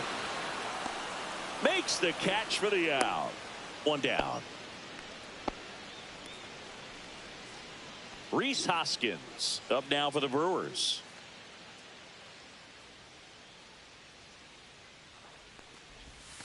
Check swing. Did he go? Yes, he did. Morton, a former All-Star. He throws a slurve, a four-seamer, a changeup, a sinker, and occasionally uses a cutter. Henderson. Here's Mateo for 1. On to first, double play. And that's the inning. Top of inning number 7. And into the box for Baltimore. They turn things over to the southpaw, number 77. Now pitching for the He doesn't Brewers, get a lot of strikeouts compared to other number relievers, so he 77. relies on getting that soft contact and the defense doing work behind him. They'll have to be on their toes with him on the bump.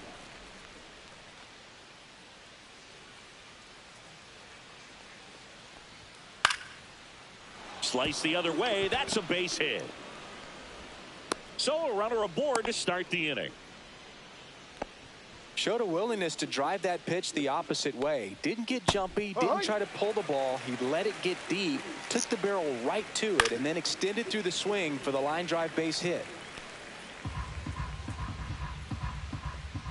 Swings and misses, and that's the first out.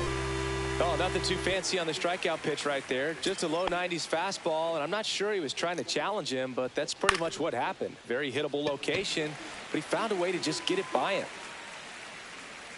Mitchell makes the grab for the second out. So a man aboard, Heston Kjerstad getting ready to hit. That one hit to right. Chourio makes the catch, and that is that. And the Orioles leave 1. They trail it.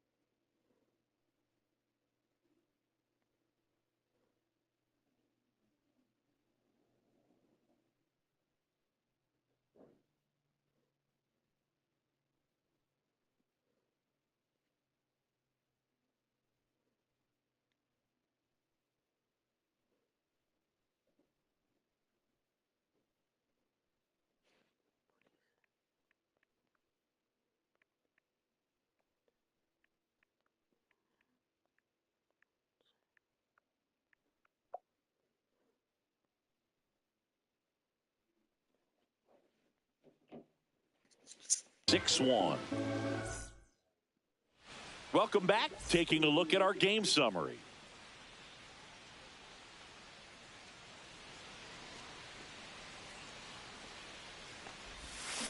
Check swing, no appeal. 1 ball, no strikes.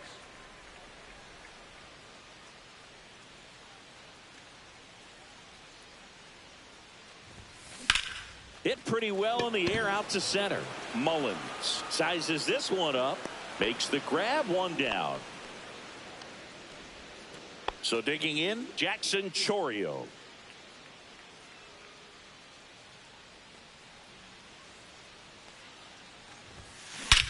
That one is absolutely belted.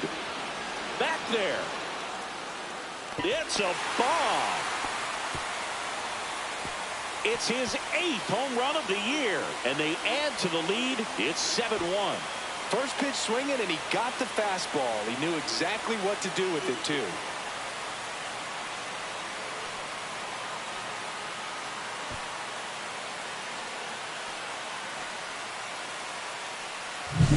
With a low 90s fastball, you have to live on the edges and hit your spots. If you don't, you'll get hit hard. Really good swing there. Patient and waited for it. It was like BP all over again. And now here is Garrett Mitchell. Slow roller to first. Tosses to the pitcher, covering the bag. Out on a bang-bang play, but he made it close.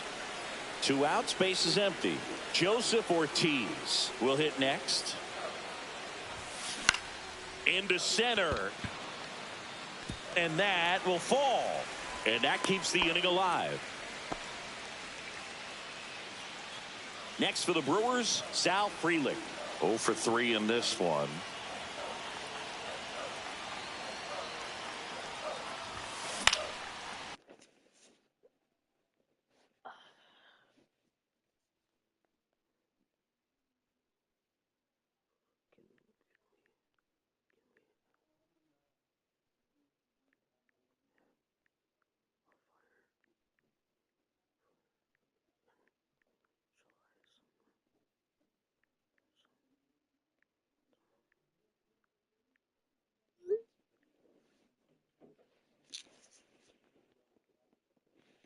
Swing and a ball drilled in the air towards right center field. Mullins makes the catch. And that is the 3rd out of the inning. Another run for Milwaukee with the homer. It's now 7-1. This is Brewers baseball on the show. Wisconsin. This one isn't exactly close, Chris. Let's go off script for a moment. I'm game. Were we on script? Never. Singy, where do you stand on the wave? Well, the wave of star players in MLB or the wave around this ballpark? The wave around the ballpark. I think it's a little outdated. I'm more of a thundersticks guy. And that's not outdated. Swing and a ball popped up. Terang. He's there. He's got it. And there's 1 down. So up next, Cedric Mullins. And a first pitch fastball is in for a strike. Do you remember when Tim Kirkjian ran in the sausage race in Milwaukee? No, I didn't see that one. Yeah. Yeah, they used one of the kid-size ones. You know, this isn't exactly a mascot race, but I love what they do in Atlanta with the freeze. Third base. And the batter down, Jordan Westburg. And it's fouled away. I wanted to race the freeze at one point. I don't think my hamstrings could hold up for it now. I feel like 5 years ago you could have handled the freeze. It would have been fun. And I would bait you into it and try and get you to train to race the freeze. And it just never materialized. Yeah, I appreciate that you had enough confidence in me that I could beat a guy who looks like he was going to the Olympic trials at some point or another. But, yeah, it's always a great thing to watch there at Truist Park. Would you have worn one of those bobsled outfits like the freeze wears? Nah, they'd have been a little too revealing for me at this age. I feel you. O'Neill in the box with 2 gone, and takes a look at a called strike. Swing and a miss, and that's strike 2. No ball, 2 strikes. Swing and a miss, struck him out. Welcome back as we take a look at their upcoming schedule. The second baseman, Bryce Terang. Morton back to work. Check swing, and he went. Strike 1. No balls, 1 strike.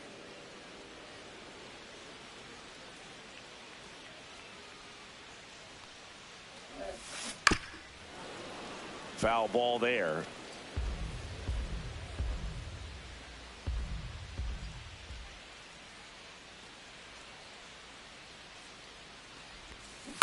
And a ground ball to first, and that's a fair ball. Takes the turn. He's digging for second. To second, pulls him off the bag. Well, that certainly feels good when you can win the at-bat after being down in the count, up against it with 2 strikes right there. He got that front foot down, and pitch recognition was on point. Pretty impressive for an 0-2 count. Comebacker to the mound. Tosses to first. One gone to the bottom of the 8th.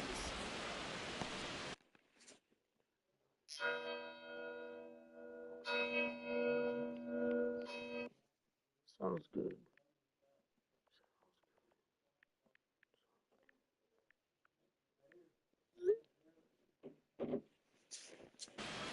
The left fielder, number 22, Christian. And now it'll be Christian Yelich. He's one of the best players in the game. First pitch, not close.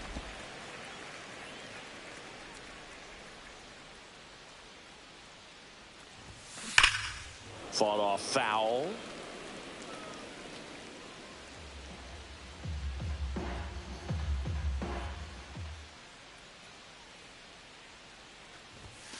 And he chases a high fastball there.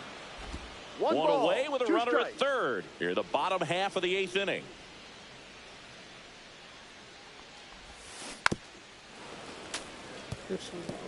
That wasn't an easy pitch to hit. It's much easier to do damage against mistakes, but that's not what that pitch was. That missed by a lot. 2-2. Well, this is a guy that can be frustrating for pitchers because he fouls off so many pitches and grinds out the at-bat. I'm sure there's sometimes. Smoked on the ground to second. Whips it to first. There for the out. Runner scores from third. Now the Orioles.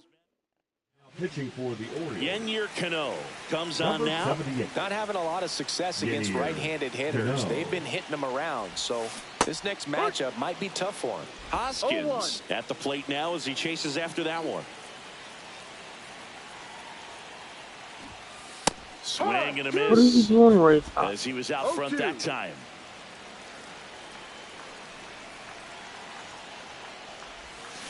Goes down swinging for the strikeout. Slider got him for. Back here at American Family Field. And here's the first baseman, Ryan O'Hearn. Lifted in the air, left field, pretty well struck. Yelich makes the grab, and there's one down. Now here's the Orioles DH, Kobe Mayo. And that's a strike. Base is empty, one away here at the top of the 9th.